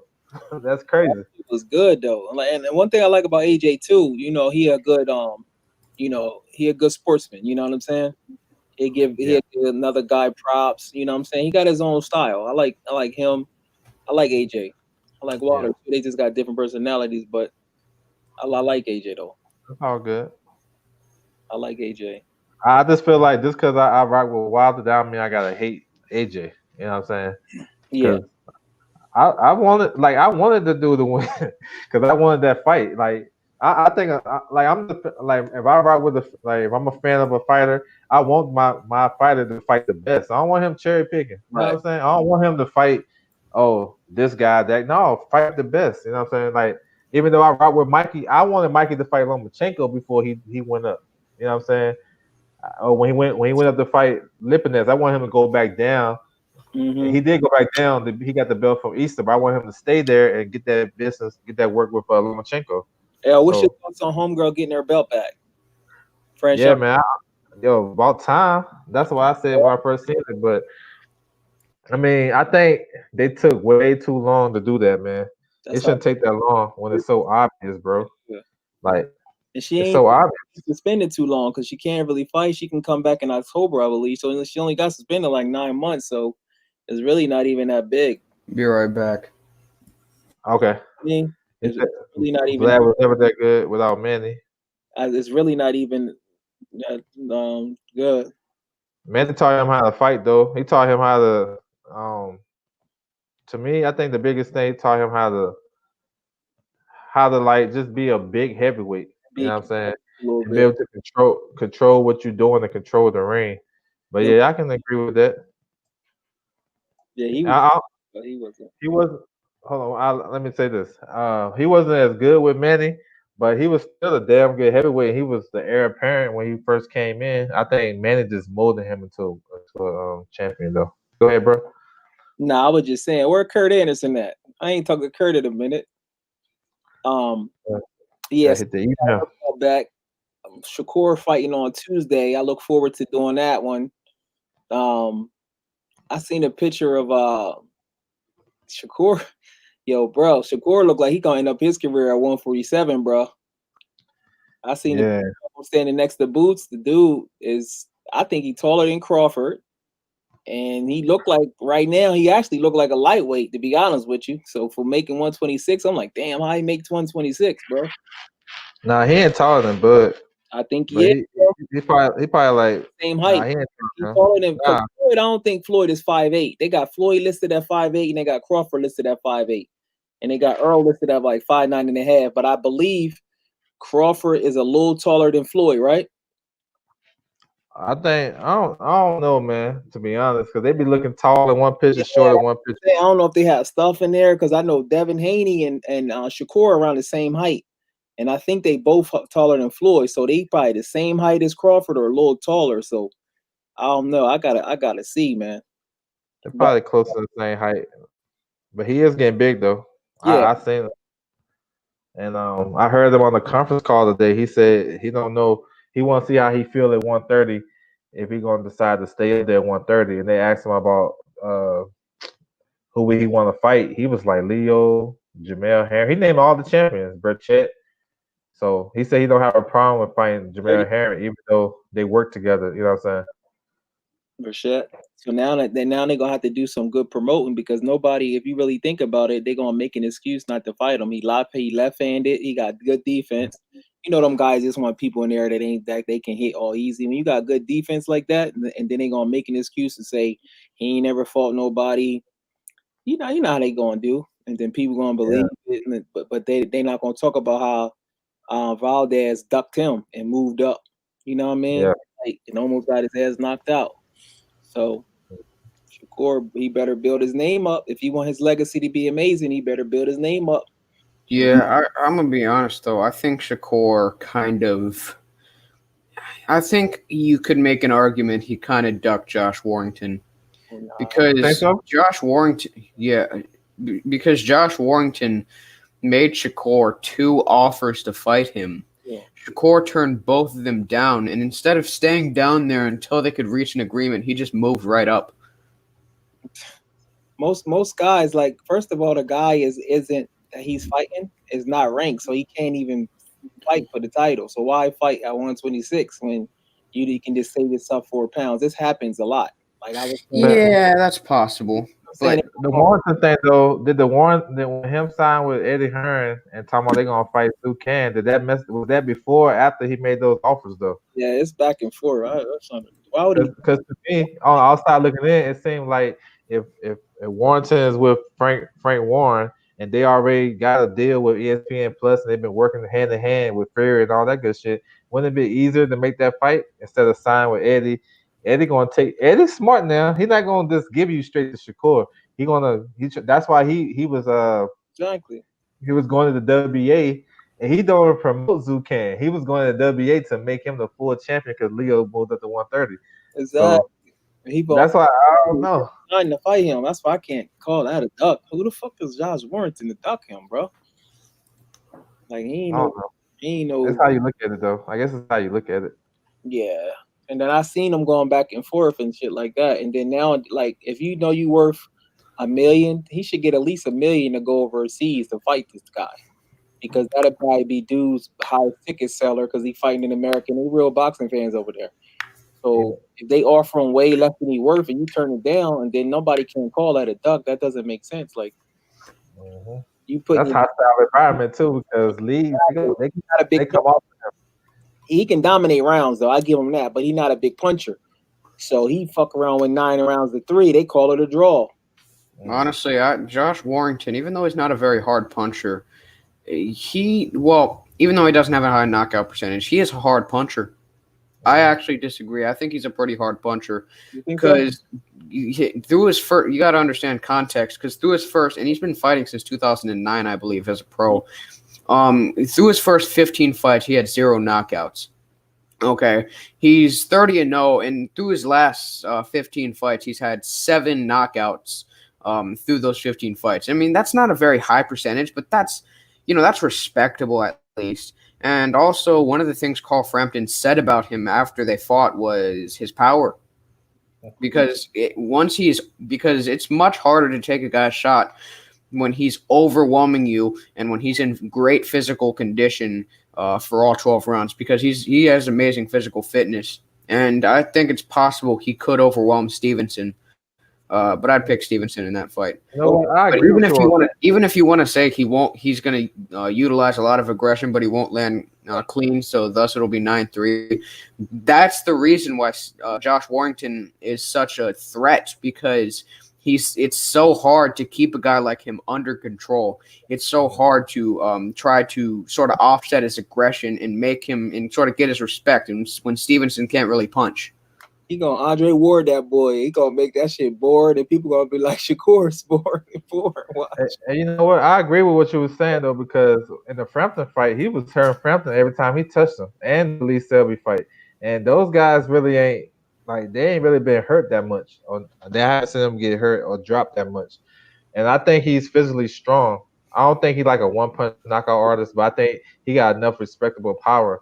And Warrington's style kind of remind me of Sean Porter, because he can lull you to sleep trying to box, then he'll jump right in, and you know what I'm saying, try to try to swarm you with his activity, but I think stylistically he gonna make Shakur fight, and I think that's a good fight for him. And then by you pushing Shakur, you gonna make him pull out his bag, because I think he got a lot of his bag. Yeah. And We I don't know. people right now. One thing I love, his straight left to the body. That's gonna slow Josh Warrington ass right the fuck down. And he gonna clinch him and make him and he'll put up a good fight. He in front of his home. That's going to be hard for him to land on Warrington because Warrington is always going to be leaning forward. And Stevenson is going to be the taller fighter, and he's going to be forced to fight tall. Josh Warrington fights small, and pretty much in all of his fights, he's always leaning over on his front foot. It's going to be hard for him to land that shot. I mean, Warrington had trouble with Barry, though. And Barry, he's not a better boxer. I'm talking about Kid Galahad. He's not a better boxer than Shakur, in my opinion. He's more tricky. I mean, so and he was having trouble with that style. And Shakur is faster, got better reflexes. I think that's a bad matchup for Warrington. But I can see him. He gonna make him if it's in lead. He gonna make him work. Like he gonna make him work for that shit. You know what I'm saying? He's not just gonna roll over. Not in front of his home.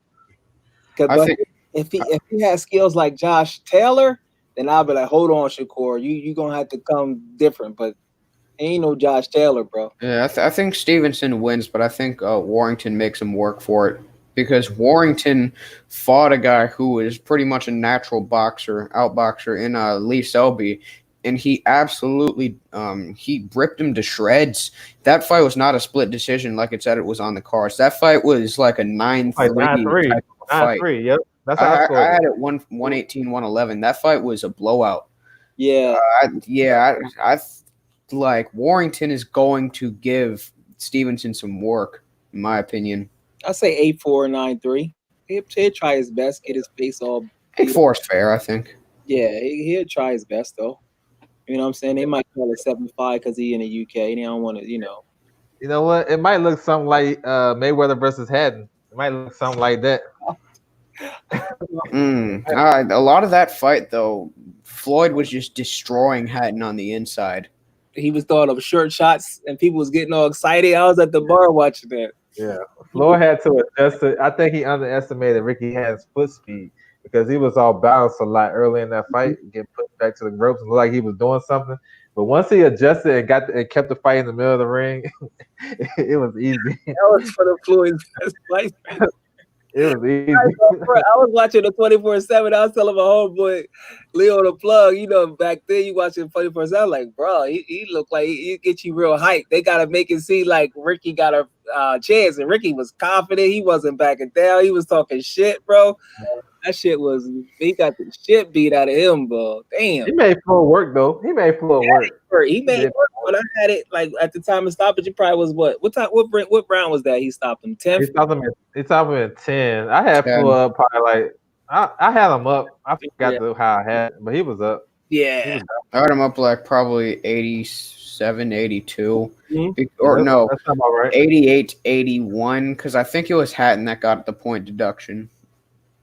Yeah, them boxers slowed his ass right down, bro. And he said, okay, I got this check left hook, and he kept, and then boom. And then he got him out of there, bro. So, but that was crazy. That atmosphere was crazy, yo. I wish I could have went to that.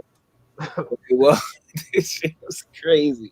That was crazy. That fight, they started really becoming Floyd fans after that.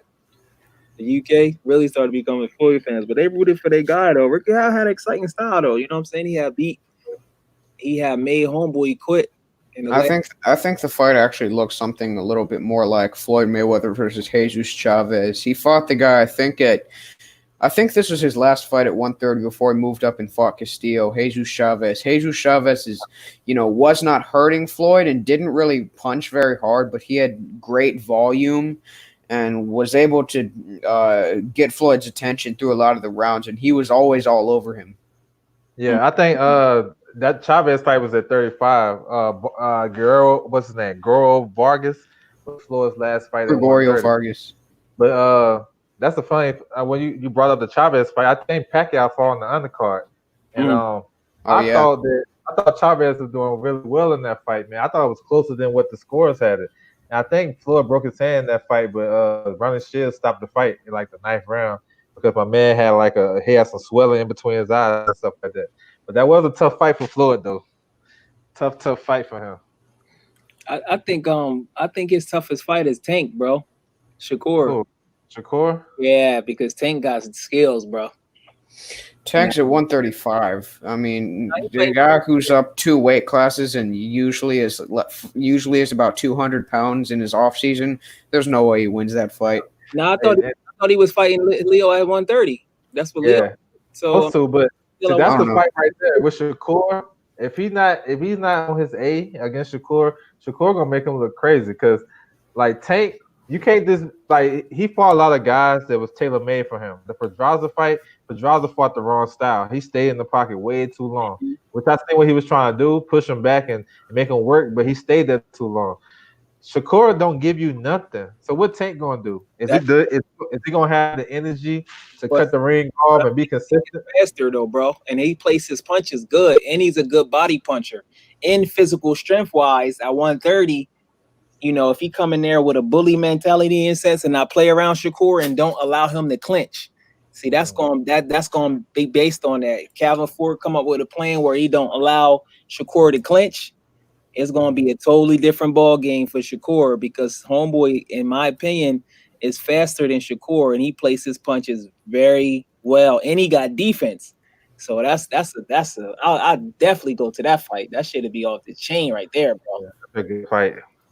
Yeah, that'd be. But we don't know how Tank is going. That's the thing with Tank. How's he going to train? I think that Gary is probably the best fighter at 126, honestly. I think Gary is the style to beat Warrington because Warrington's going to get inside and give him some issues, but I think he's going to beat him to the punch. Mm. I don't. I can see that. I don't Yes. see. The right hook. Yeah. I don't He has see. a nice little 126 resume. It's not that bad. He has beaten, I think, 2-time champion Johnny Gonzalez coming off of the Mares victory. He's beaten Oscar Escandón, Tugstad Ambiar, Kiko Martinez, Jojo Diaz, who eventually became a champion. His wins look better in hindsight. Yeah, I don't see how he can win 7 rounds against Shakur. I don't see it. Like his arms is like that's Shakur is like way too big, and keep him on the outside. He'll keep it boring. He found out early in his career that you don't gotta please the fans, and that's a good thing. It might affect you financially and what people say about you, but even I remember Crawford years ago, he was like, he don't care what the crowd say, he just wants to win, and that's how you gotta be. Some fighting for the crowd, it gets you hurt sometimes.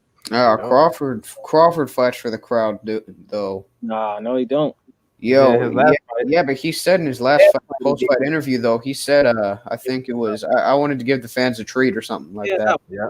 But overall, like consistently how he fight, I don't. Yeah, like against Postal, but even then in that fight, it seemed like at some point he was just getting kind of bored, and he was sort of extending on his punches because, and he was starting to kind of trade with him a little bit more because in that fight he was sort of just doing the same thing over and over again, just moving, wait till he extends and overcommits and just counter him. That's literally all he did, and the output was low. And so then he started trading a little bit more. And when That's I'm right. too fighting for the crowd is that's not that you don't want to be exciting at all and just be super boring, but it's to the point where you don't mind you don't force the knockout, you don't mind getting the decisions, people boring, you don't try to switch it and say come here and shit like that too. Yeah, Crawford don't always do that, but doesn't always do it at least. But honestly, his sort of killer instinct and sort of thirst for blood, it kind of reminds me of Morales, honestly. I think he fights like Eric Morales. I see what you mean by that. Yeah. Great timing, boxing skills, footwork. Yeah, he's smart. I like how he adjusts. He can adjust mid fight, or he can take a couple of rounds. And like the Delorme fight, he was actually lost. He lost those first 2 rounds, but then once he figured them out, I mean, it was easy work. Yeah, that's what I think will happen in the Pacquiao fight. I think he's going to eventually take control and force Pacquiao to exchange with him on the inside. I think he's going to eventually get behind his high guard and just break Pacquiao down to the body.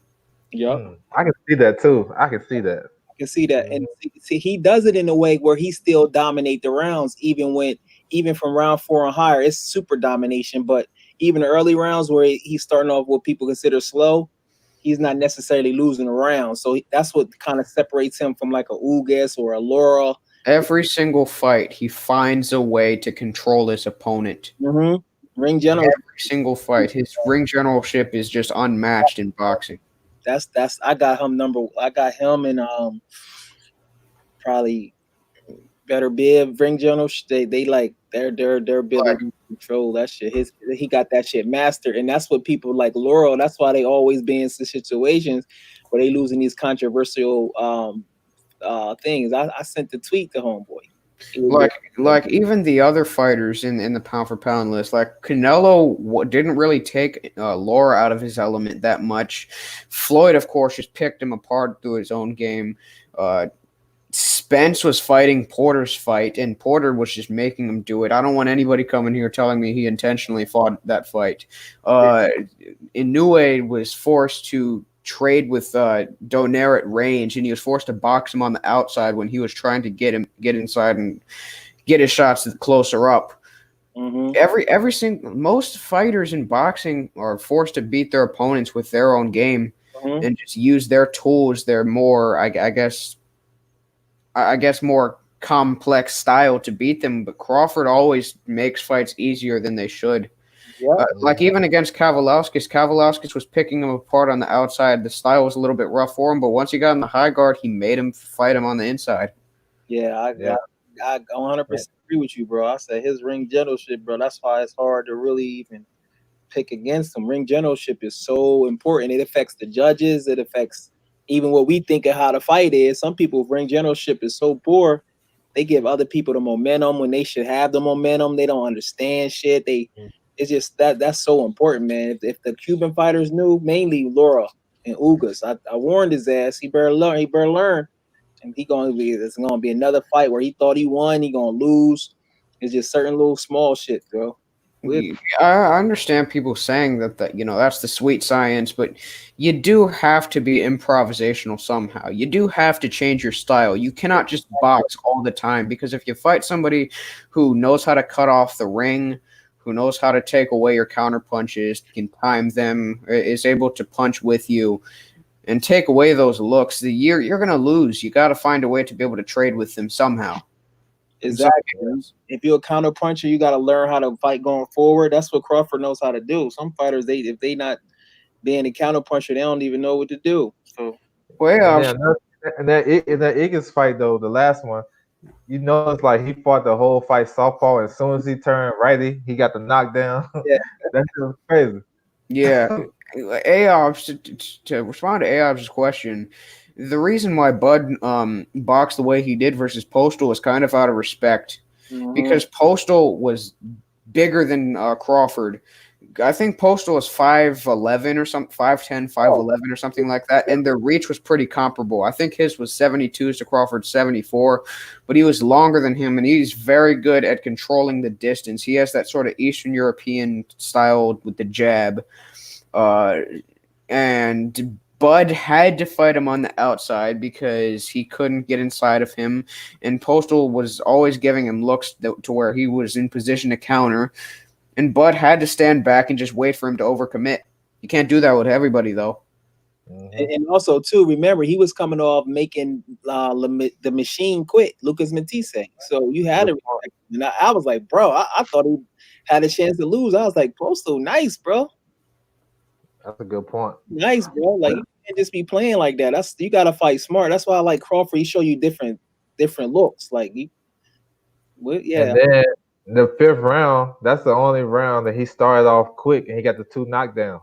In that fight. The other rounds, he was taking his time boxing and picking and choosing when he going to do his work and letting Postal get his work off first. It was like a counter punching match. Yeah. And that's it wasn't exciting, but so what? He got the fucking win. Some people, hey, they be like, I mean, bro, caught with a shot or get cut or anything. Well, boy, Dan Garcia didn't want to fight him. Where he at? He gonna come out the cracks. Where he at? Dan Garcia didn't want to fight him. Don't you dare disrespect Mr. 38-0 himself, man. Like, I understand, listen, I don't want to talk about that dude. Next subject. Alvarez versus Smith, Joe Smith. How y'all like that fight, man? That's a WBO title eliminator. Alvarez by UD about 7-5, about 7-5. You know what I'm saying? It's gonna be real interesting. Joe Prince try to bring it homeboy is to believe a better buy. I say like 7-5, 8-4. Yeah, Alvarez that's a good fight. good fight though. What about you, Tangy? Alvarez versus who? Joe Smith Jr. WBO tournament. That's a great fight, honestly. I think Injured. Alvarez wins. I think he edges him out. Why, right? Yeah, I think I think he's a little bit bigger than Joe Smith. I think he moves pretty well. I think he'll probably beat him. This is He's a better boxer. bro, because dude gonna bring it. Yeah. He's a good boxer. He don't really make a lot of mistakes. You can't all box Alvarez, but I don't see Joe Smith all boxing him No. like Kovalev was able to do. Because Joe Smith Joe Smith put a lot of pressure on you, Mhm. but he don't really work to try to, if he gets you hurt. Very limited. Yeah, he is. There you go. That's the perfect word. He's limited. He a tough though. You can't just get in there. He's like Yeah, for real though, like it's honest. I've been horrible with predictions this year. I predicted Jesse Hart to beat Joe Smith, and Joe Smith just obliterated him. I predicted Wilder to beat Fury. Fury obliterates Wilder. I predicted Williams to beat Rosario. Rosario obliterates Williams. Like I gotta get some type of luck here. Make Roman Gonzalez versus Juan Francisco Estrada happen so I can get that pick right. I'll pick Gonzalez in that fight because I feel like every time I lean with my gut, I fall short. Man, that's true. Because sometimes I do that too. I gotta go back to look at the fights though. Like if I don't got no horse in the race, I go look at the fights. Like I knew Jesse Hart wasn't gonna win that fight, man, because one, he promoted that fight off B Hop getting knocked out the ring against Joe Smith, and B Hop was at McGill's fight the night before, but he wasn't in Philly. So I was like, nah, bro, that right there that messed up my motivation. If I'm fighting for a legend and he not even there, like I know he was all salty, you know what I'm saying? And then the way he fights against when he fought against Zerto, Jesse Hart don't really got a good ring IQ. He fought the same fight when he fought Zerto, the first fight to the second fight, same fight. They made no adjustments. So if you're not gonna make no adjustments against Zerto, who's right there and very heavy on his lead foot, how you gonna make an adjustment with Joe Smith? That's a bigger puncher, a bigger proven puncher at 175. So I was like, he had a against Barrero though, who I thought Barrero might beat him. So that's why it was kind of hard to just. I could see how people was picking Jesse because he did beat Sullivan Barrero though. But he was getting touched. He was getting hurt by it. Like he was getting hurt in that fight too. Yeah, you know what I'm saying. If you really knows, but yeah, he beat Barrero. He beat him. That triangle theory, more proof it doesn't work. Joe Smith Jr. destroys Jesse Hart. Jesse Hart beats Sullivan Barrera. Sullivan Barrera beats Joe Smith Jr. That's true. I know. That's crazy. That's crazy. That's yeah. The craziest one though I heard, probably one of the craziest ones was Mosley, Forrest, and Mayorga. You know what I'm saying? Yep. Mayorga beat Forrest twice. Shane beat Mayorga twice. And then Forrest beat Shane twice. Shit's crazy.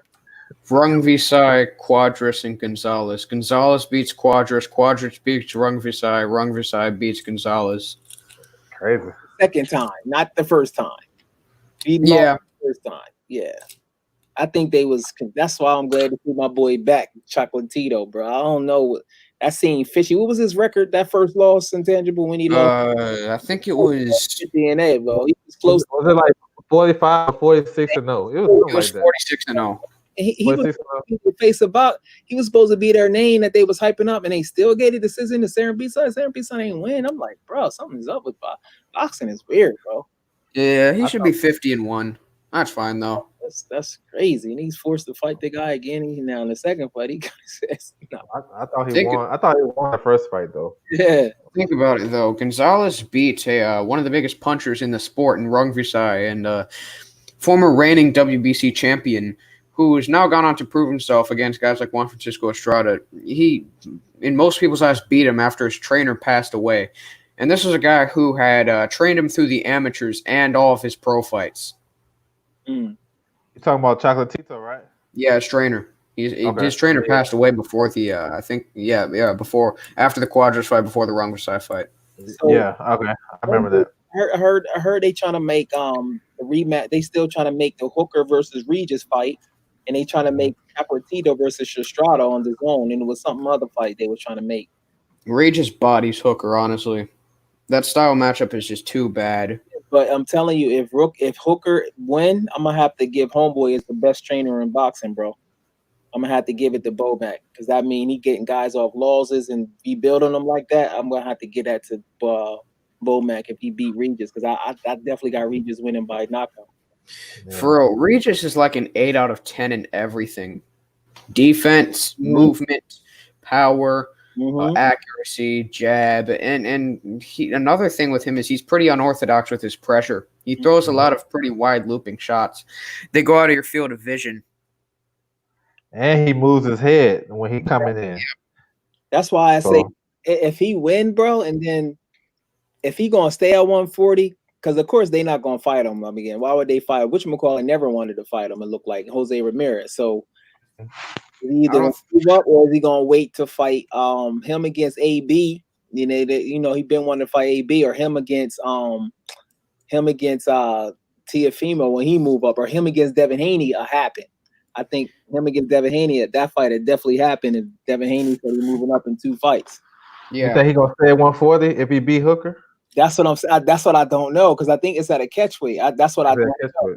Because probably because confident at 147. Josh Taylor said he may run it back with Regis after he becomes undisputed against Ramirez. Honestly, I think the dude I think Regis beats everybody at 140 besides Josh Taylor. I really do. He is that good of a fighter, in my opinion. And he damn near beat Josh Taylor. So shit. Yeah. I think he lost some of his explosiveness because if you look at his explosiveness versus he almost got the same name as Jojo Diaz. Is it Joseph Diaz? Remember that? Yeah, I know you're talking about that fight with Regis, bro. Joel Diaz. Joel, yeah. Is that the trainer's son? No, that's not his son. Oh, okay, yeah. So that fight right there, he was way more explosive. So the fight with the Homeboy, he wasn't as explosive. So I don't think he realized how strong Taylor was because those middle rounds, Taylor was pushing his ass back and working him to the body. That was a brutal fight, bro. Both of those guys took a lot of punishment. That's true.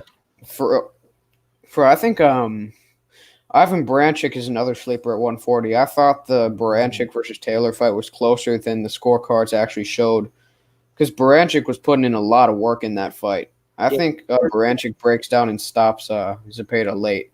That's a tough. I was about to say that. That's a tough ass fight, bro. I like it. July, right? That was he actually hurt. That's why I picked.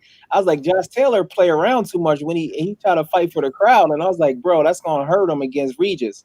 That was one of my deciding factors of him losing to Regis, but he didn't do that against Regis. But Baranchyk, bro. I got Zepeda in that fight because I think Zepeda gonna be able to outbox him. He's a little bit slicker. And although Baranchyk is strong as hell, he kind of telegraphed his work. But I can see both. I think that's a 50-50 fight though. But I like the boxer though. I like Zepeda. He looked like he do muscle ups, bro. See, when you start working out and if somebody don't tell you the type of workouts that you do, you notice the NBA players' workouts aren't the same. Or if you play tennis, you got to work out certain ways. Like that's your conditioning and your coaches is very important, bro. This dude looked like he work out like a bodybuilder or something. He looked like he do muscle ups, bro. Yeah, he's a strong dude. Instead of not doing it, like it's cool. I mean, not for boxing, it's not cool. I mean, I guess you can. I don't know, man. He just get tired too fast, bro. Zepeda, I think he got like a big knockout percentage. I forgot. I think he like 33-1, 33-2 with 25 knockouts. So he has decent pop, and I feel like I think that kept him in the fight with Jose Ramirez because he was able to counter Ramirez, and he was gun shy a little bit until like the back end of the fight when he had to work and get that. I thought it was a draw, or you could have gave it to Zepeda. It's on July. We got like a month. Yeah, so if you gave it to Zepeda, ESPN gonna have it where you fighting during the week too. Okay, but the quality. I know that's dope. I like that shit because I can actually watch it. You know what I'm saying? Especially right now though, because what basketball starting July? I don't understand why the fuck they gonna wait. I guess they gotta do it because they want people in the crowd. But basketball start back July 31st, right? I think so. I think I read something like that. I know it's July. I think they approved it, and then it's gonna be over in October. But we'll see. Jonathan, But it's like 22 games, right? How they doing it? playoffs. I thought they should just let it go, bro. But they need distractions out there. But yeah, we'll see. That's what's up. But I know you asked about French on earlier, right? Man, I think that should pass. Excuse me, that's past due. They should have been did that, man. Ben did it instantly. Because everybody knew what it was. Like she tested positive, got suspended. Like she tested positive like 2 days after the fight. You know what I'm saying? Like that should be a no-brainer. She tested positive before the fight. Before the fight, but I'm saying that's first of all, why did the fight even happen, bro? Like that's people's lives we putting on there. That's what I don't get with that. Yeah. So we'll see who she fight though. I think she gotta do undisputed now. Cause do you remember that fight on Carissa's undercard in January? What was the names? It was Alicia Napoleon versus Elin Cederroos. She dropped Napoleon like in the second third round. And Napoleon was the favorite. Yeah, that'll be a good. Yeah, that'd be undisputed. Because Alicia Napoleon, I think she the New York chick to be. Yeah. So they might as well do it. Golden Boy owe her that much because they was rocking with old girl. Alicia Napoleon said she turned down Clarissa because it wasn't enough money, and I was like, "See, you lost to somebody else." Yep, I remember that. Yep. That's how it happens, man. Like you might as well just like take the opportunity. I mean, it might not be life changing money, but if you do your best and if let's say you win, then you can change your life right there. Yeah, so you gotta, and then you end up getting knocked out. Now you gotta kind of start over. Yeah, because if you're not gonna take the big money with, you're not gonna take that type of money with Carissa. You know you're not gonna. If you get low ball from Carissa, you know you're not gonna get that money against somebody else, like Savannah Marshall. You think? Well, Eddie might give her that bag though, because Eddie throw that bag at it. They trying to promote. They promote Katie as like the A side. You know what I'm saying? So when is she gonna fight? I think Homegirl got a chance though. I like her, bro. Oh yeah, Amanda Serrano. Katie is A side. She's the undisputed champ. And though, in order and what I mean by that, you're gonna have to dominate her or knock her ass out to get because I think. Oh yeah. Delphine in my leader, so. You're right. I think, but see, that's why I like Serrano because she coming to the fight like I'm gonna knock her out anyway. You know what I'm saying? So she got the right mindset. Yeah, what was the chick name she knocked out? That was on the undercard of the Boo Boo fight. She knocked their ass out, bro. Oh, some chick from Brazil, body shot. Oh wow, ESPN got Josh Warrington ranked #1 over Gary Russell. Russell, that's I got Gary Russell, but rankings it's whatever. They got the dude Khan, Chinese guy at 4, Kid Galahad at 5, Frampton. But Frampton, I like Galahad. Hey, so like if not Josh Warrington, Shakur, if he vacate his title, Jesse Magdaleno is #1, and what's the other kid name? Damn, I think Ruben Villa is #2. That's the guy he beat Shakur in the amateurs. He a white boy. No, he Mexican. I'm sorry, he Mexican. Slick softball. He fights on Showbox. He had like 2 or 3 fights on Showbox recently. Yeah, that's a good fight. Yeah, that'd be good. Shakur, I think Shakur Hunter to do. He just got to keep building up his profile so he don't get in situations where he missing opportunities. Because the way the sport is, if you're not one of the A sides, then you're not going to be able to reach your full legacy potential because you're just not going to get the fights. But when you the guy with everybody want to fight, like a Tank or somebody or a Canelo, then your legacy, you're in a better position to control your destiny and have a better legacy based on the business of boxing. So hopefully he keep going. I'm gonna tune into him and see how he look though. The dude, what's the dude? I don't think dude ranked, but I get it though. No, he ain't ranked. It's Felix Caraballo. I did my little research on him. He I don't know how tall he really is. They say he's 5'8", but I'm thinking he's more like 5. I think Shakur gonna be taller than him. He fights in the high guard. He throw. You know how like he kind of trying to look like he try to fight like Colo. You remember how Colo used to fight in the high guard and Yeah. come forward? He throw a lot of wide looping shots. Yo, that's gonna be his downfall. He throw a lot of wide looping shots, and Shakur got the reflexes and the counter punching ability. He gonna beat him to the punch. I think he gonna stop him early, bro. Kojo got me wanting to see the chick fight just as much. Oh Like, yeah, bro. That's gonna be the best fight. I know. I want to see that shit, bro. Yeah. I'm like, homegirl, You shit. see her sparring? You see her sparring Carissa? I seen an interview with Kojo, but I ain't see her sparring Clarissa. Nah. Yeah, YouTube that shit. She sparred. It's like a minute and a half clip. Yeah. It was sparring Carissa. Like I don't know if you can take anything from it, but she was doing her thing. You know what I'm saying? And Carissa much big, probably had about like 40 or 50 pounds, but she was in there working. She talked with Kojo. That Yeah, shit. she talk a lot of shit. Kayla, they saying she the goods like that, you know. So I think Michaela gonna be there, but I think it's gonna be a tough ass fight. Earn that shit, and I want to see the Cuban too. Are all the fights gonna be on ESPN? Yeah, they're gonna be on all the platforms, ESPN Plus, the Portes, and regular ESPN. They gonna show Robiesi? Yeah, everybody. Oh, okay. They got fight schedule. Okay, because this is a good thing though. All right, they got 6 fights on the card, but the first 4 is 6-round fights, and then two of that 4 is heavyweight. So you know they're gonna get up out there early. You know what I'm saying? Yeah. And then Michaela is a 10-round, and Shakur is a 10-round. So that shit should be quick.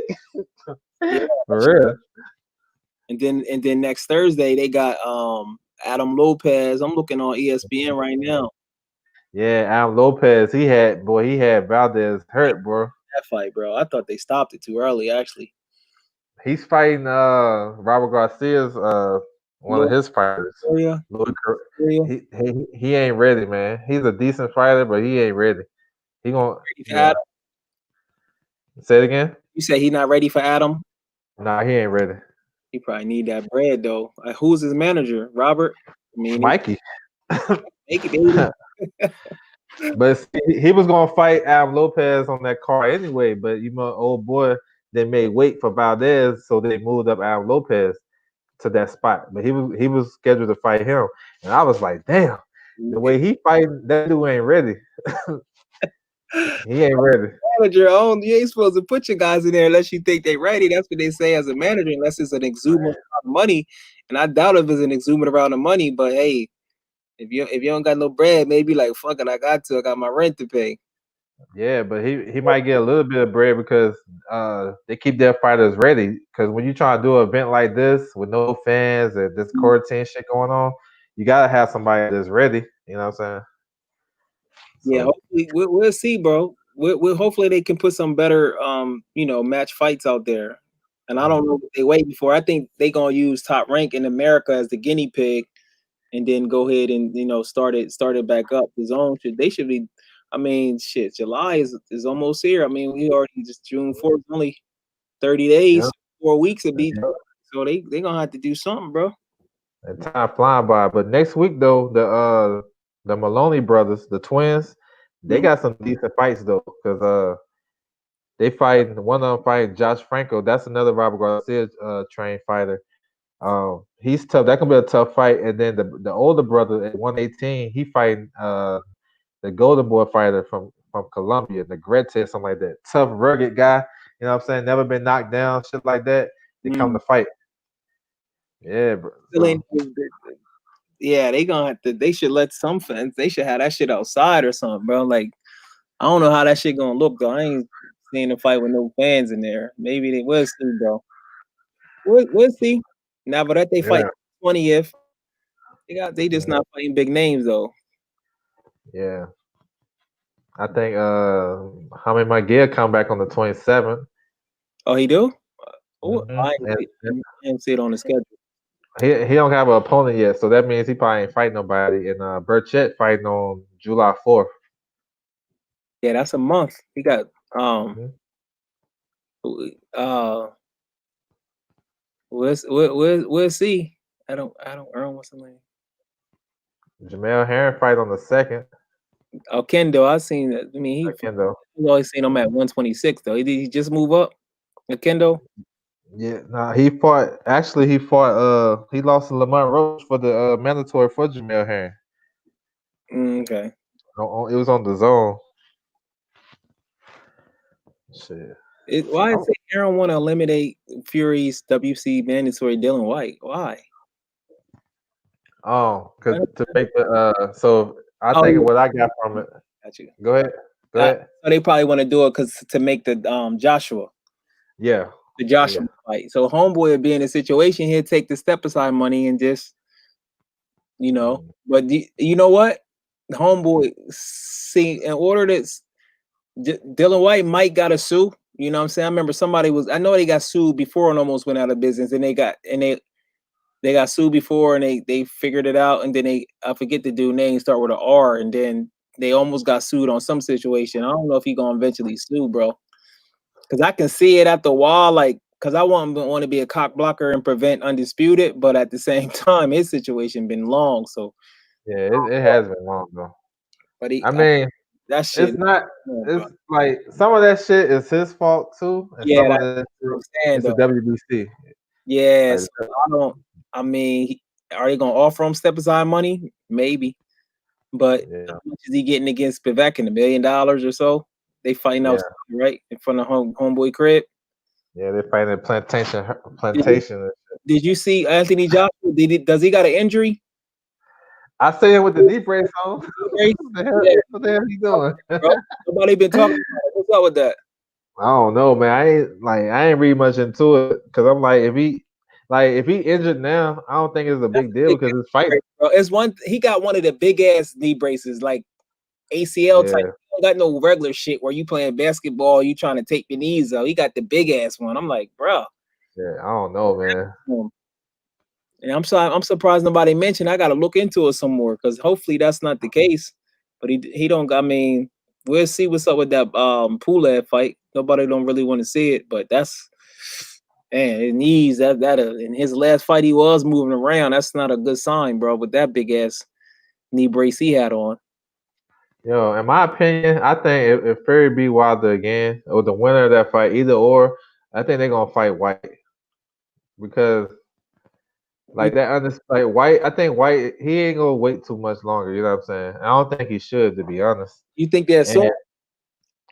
Who Dylan White? You think he'll snoo? Because I think he. agreed on it. I think the WBC said they still not sure that if it comes to undisputed. I think it's gonna be either y'all fight. See, it also is a good situation where he's like the middleman that will force them to do undisputed instead of being on some weight shit. You get what I'm saying? So it's either fight or fight each other for all four straps. But when they fight each other for all four straps, it's going to be a mandatory clause, and then he'll be waiting another year. So he probably won't get his opportunity in 2022, bro. That's why I said I think they're gonna go ahead and fight. I think let's say Fury win, which I'm not rooting for him, but let's say he win. Yeah. Then I think he's gonna fight White. Then I think AJ gonna fight Pulev and Usyk. And then they're gonna undisputed at the end of the year. His knees burning up, bro. You can't be coming there with no knee problems fighting somebody like Usyk. Shit. And we'll see though. And the crazy thing about it too, that's when your promoter, you see what type promoter they really have. Because if you Usyk, right, you the WBO mandatory, you co-promoted by the same guy. So do you put it in does Eddie Hearn save their investment? Which he probably will. But technically, when you're the mandatory, you don't have to have a rematch clause. So that's gonna see how the business works in that situation. You feel me? Yeah, you don't have to do a rematch clause. Exactly. But they can have it if they want to, but they don't have to. So with them having the same, if they would have different promoters, I would say for sure it ain't gonna be no rematch clause. But with them having the same promoter, then Eddie Hearn gonna try to sneak that in there. He should. I mean, because you don't want to lose that and then lose out on all that shit to Usyk. And Usyk as a commercial value property is not as high as AJ. You know? Yeah, that probably. I mean, if the fighter win, like Usyk, if he win, he gonna want to do a rematch because that's probably the biggest payday he'll have, and he just beat the guy. So why not go into a rematch? You know Yeah, what I'm saying? you know. Because But when you do, you know, how certain people come along, certain characters in boxing come along, certain rich people. You might have an extra rich Ukrainian guy. They be like, oh, you know, and money start to change and different things change. And see, that's why I like, man, this boxing shit's so crazy. You just want to be so simple. Like I know, if a vet can win, then we don't got to hear about this no more. I know, I know You know that what I'm saying? shit too. He talk all that shit. We beat lose to Povetkin because I'm gonna be honest with you. I would have rather see him fight Michael Hunter because I thought Michael Hunter pulled it out in a close fight against Povetkin. He younger, you know what I'm saying, and he fighting Povetkin. They using that name, and you know Povetkin is back, but I think his promoter is probably like a millionaire, billionaire type guy, right? Russian Yeah, billionaire. yep. He got that bread, so we'll see, man. Yep, he won that first bid for Vladimir Klitschko. I think he paid like 23 million. Yeah, Klitschko got like 18, and my man got the rest. he, Damn. he got that bread, man. We'll see though, man. Box gonna be back. You know what I'm saying? Tuesday. My man Mhm. Shakur. Shout out to the chat, everybody in the chat. Intangible yourself, L Dizub. I Sure. appreciate you having me on, man. But we got 5 more days, man. Yeah, We yeah, got 5 more. sure do. You know, they still. I don't. Are they? Do they got curfew in your area? They got curfew for like 5 o'clock. Like if I wanted to go out now, shit. They probably Yeah, stopping them. it's from 6 to 6 out here, but it's hot though. So Oh, so it's almost 6 o'clock already. Oh, okay. So it's from 6 to 6. Ours is at 9. So it's at 9 o'clock, us is like 6 to y'all. So ours is 9 to 6 in the morning. So ours is a little extra 3 hours over here. it's hot as hell, man. It's like 109 degrees out here. Ain't nobody trying to go outside. Not me. What's the degrees? Yeah, because it's hot here. It's 109 And Cali? right where I'm at. I'm in the IE in the desert. Damn. But it don't It be was humid though. So they ain't really nothing though, bro. It don't really be humid. that shit. It's like an oven. It just be dry heat though. It don't be like Exactly. hot though. It's like Yeah. So where you at is like Arizona. yeah, it's like the You know, same weather. it'd be real sunny in there, but yeah. I can fuck with that, L, because it don't be humid. Like it just be like regular. And then at nighttime it cool down a little bit, right? Yeah, So yeah. Like if I go down to LA or like San Diego, their weather is like it might be hot. It's more humid because they like closer to the water and be like more nicer. But like in the desert, shit, it's spicy up here. yeah, Real. fire. I ain't gonna lie though. I like that desert shit, bro. You can cut some weight. You can probably make weight easy. Yeah, you can make weight. I For get real. heavyweight fast, bro. I'm like 185, 86. I'll be at light heavyweight fast in like 2 days. Bam, run the mountains. I'm sure y'all got mountains and shit up there. Yep. Yeah, we got mountains all around. I probably live like it's like a valley. It's like mountains all the way around. You got coyotes You and shit. You got coyotes know, out there and mountain lions. coyotes and the donkeys. I ain't seen no mountain lions. I heard rumor about them. I never seen them. But they got coyotes out here. They come out in the cold though. The donkeys, they be out here deep. Oh, they The got donkeys out here. oh wow, damn. Yeah, they be out here. Shit out there. Yeah, man, it's straight though. It's just work. That's it. It's Yeah. hot though. But we'll see, man. We'll see if boxing. It's probably not going to be popping. To be real honest with you, it's not going to be popping until about November, October. Yeah. Yeah. I think like right now these fights are like for like the one who really love boxing. Like watch like for me, I love this shit. You know what I'm saying? So it's like I'm gonna watch everything, but like it's gonna start getting back in the flow. So this is like a test run. This is important though because if they fuck up on this, if somebody tests positive or something happen, I mean it's gonna set boxing back. So hopefully, man, they gotta get this shit right. So then we can progress further on. Like in the fall, then we can start getting these crowds coming back and whatnot. They said September. Yeah. So I think it'd be back in full swing in September. That'd be dope because then that's when the big boys come out, like Canelo and See, Danny and Spence. they had that shit in Texas, bro. I'll take a flight there, bro. Teofimo versus Loma. I'm going to that. Yeah, I think that's in Vegas. I'm gonna try, and if they gonna open up the, I gotta see how much the tickets is though. They open up to the public. Yo, it's so cheap right now. You can stay in a Caesars for like $73 a night, bro.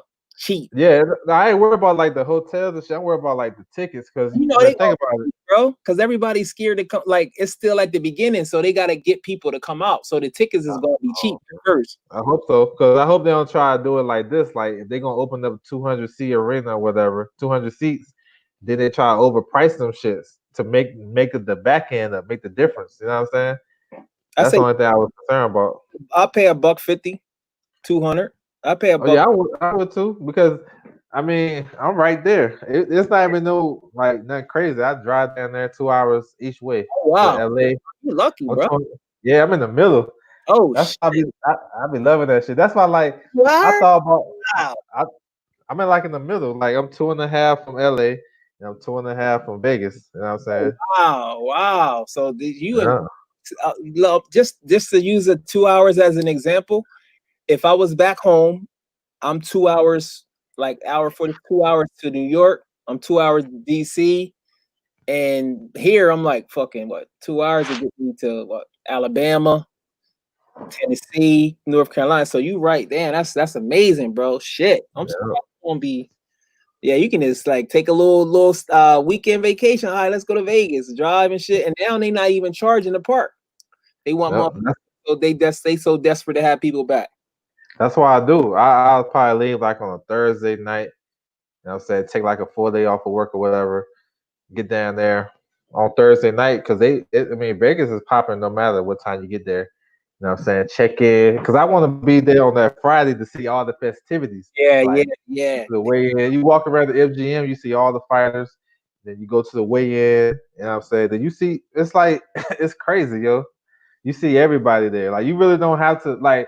I know you heard about those reporters, Michelle Joy Phelps and Rayo Rahim. They complaining about. They complaining about. I heard that. I was like, bro, anybody can get an interview, man. Anybody. If you got a phone and you just cool with a fighter, like I walk up to many fighters and be like, man, what's good, man? What's chop? What's going on, chop? You know, this talk to them and whatnot. And all I had to do is say, hey, bro, you mind doing give me a shot or doing an interview for my YouTube channel, bro? Man, they would have been like, hell yeah, let's get it.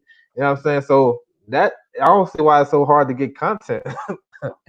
Because you can get that shit just standing at the MGM chilling. Then you got the gyms and shit right there. That's like a fight town. So that's a good that's probably the easiest spot out of all the boxing. Unless you went to maybe like a condensed spot like maybe LA. Well, that's spread out a lot of traffic than like UK or maybe New York got all that traffic and shit too. That's probably the best spot to get the coverage in Vegas.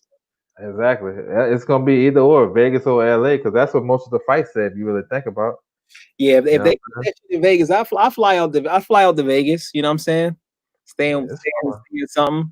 I'm definitely going, bro. I wanted to see that Lomachenko Teo fight, bro. Yeah, you see everybody, yo. It's in Vegas. It's in Texas. I'm going, bro. And then Cali.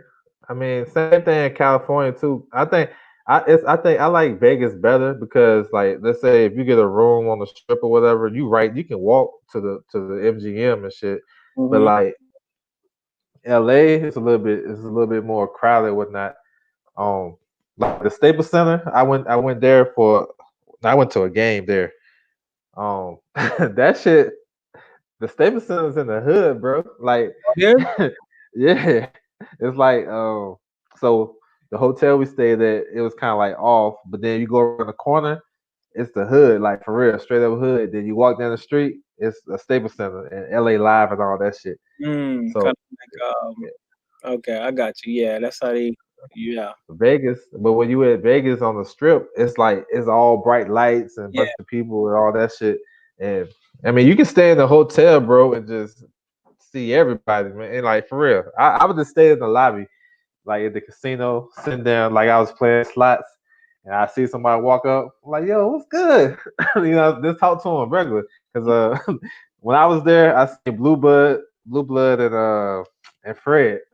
Okay. Barbershop conversation. Yeah, they right there chilling. They was talking to Chop. I came back with my son. I had my son with me, and they was just that's how they get interviews. I guess they were just standing right there. And You then know what I'm saying? they know you got a channel. You can probably like hit them up on social media. Yeah, so it's about relationships, man. Yeah, that's all it is. It's like, you know what I'm saying? Networking. That's it. Yep. It's all about relationship. But yeah, I go to Vegas. I ain't been since what 2008. Yeah, that shit fun. We'll see, bro. With them rates, we'll see, bro. They better do something. I think, like you said, these fights this is gonna set the precedence for a lot of different things. You know what I mean? And I think it'll go well. And then once they pick it up, they say, okay, now we can do this one. And it also is up to the governors, because Vegas Yeah. might lose out. It depends up to the governors. If the governors on that shit that they ain't trying to open up, you got other people here. Even Georgia, I think, is down. Like a lot of shit we can do, except for the protests. You could already go to gyms and all types of shit, but the protests then close. Like a lot of the LA Fitness is down and shit like that. But Yeah. you know that'll eventually come to an end. But we'll see though. Yes, sir. Yeah, I'm about to close it out though, man. I appreciate you rocking with me, bro. Chopping it up about this boxing. Man. Yes, sir. I want to salute the chat, man. Everybody in the chat, bro. Thank you guys for rocking with me. Make sure you guys hit the like button, you know what I'm saying? Subscribe if you haven't. You know what I'm saying? And I'm out, man. Make sure y'all check out this boxing, man, coming up. You know what I'm saying? So peace. Y'all have a good one.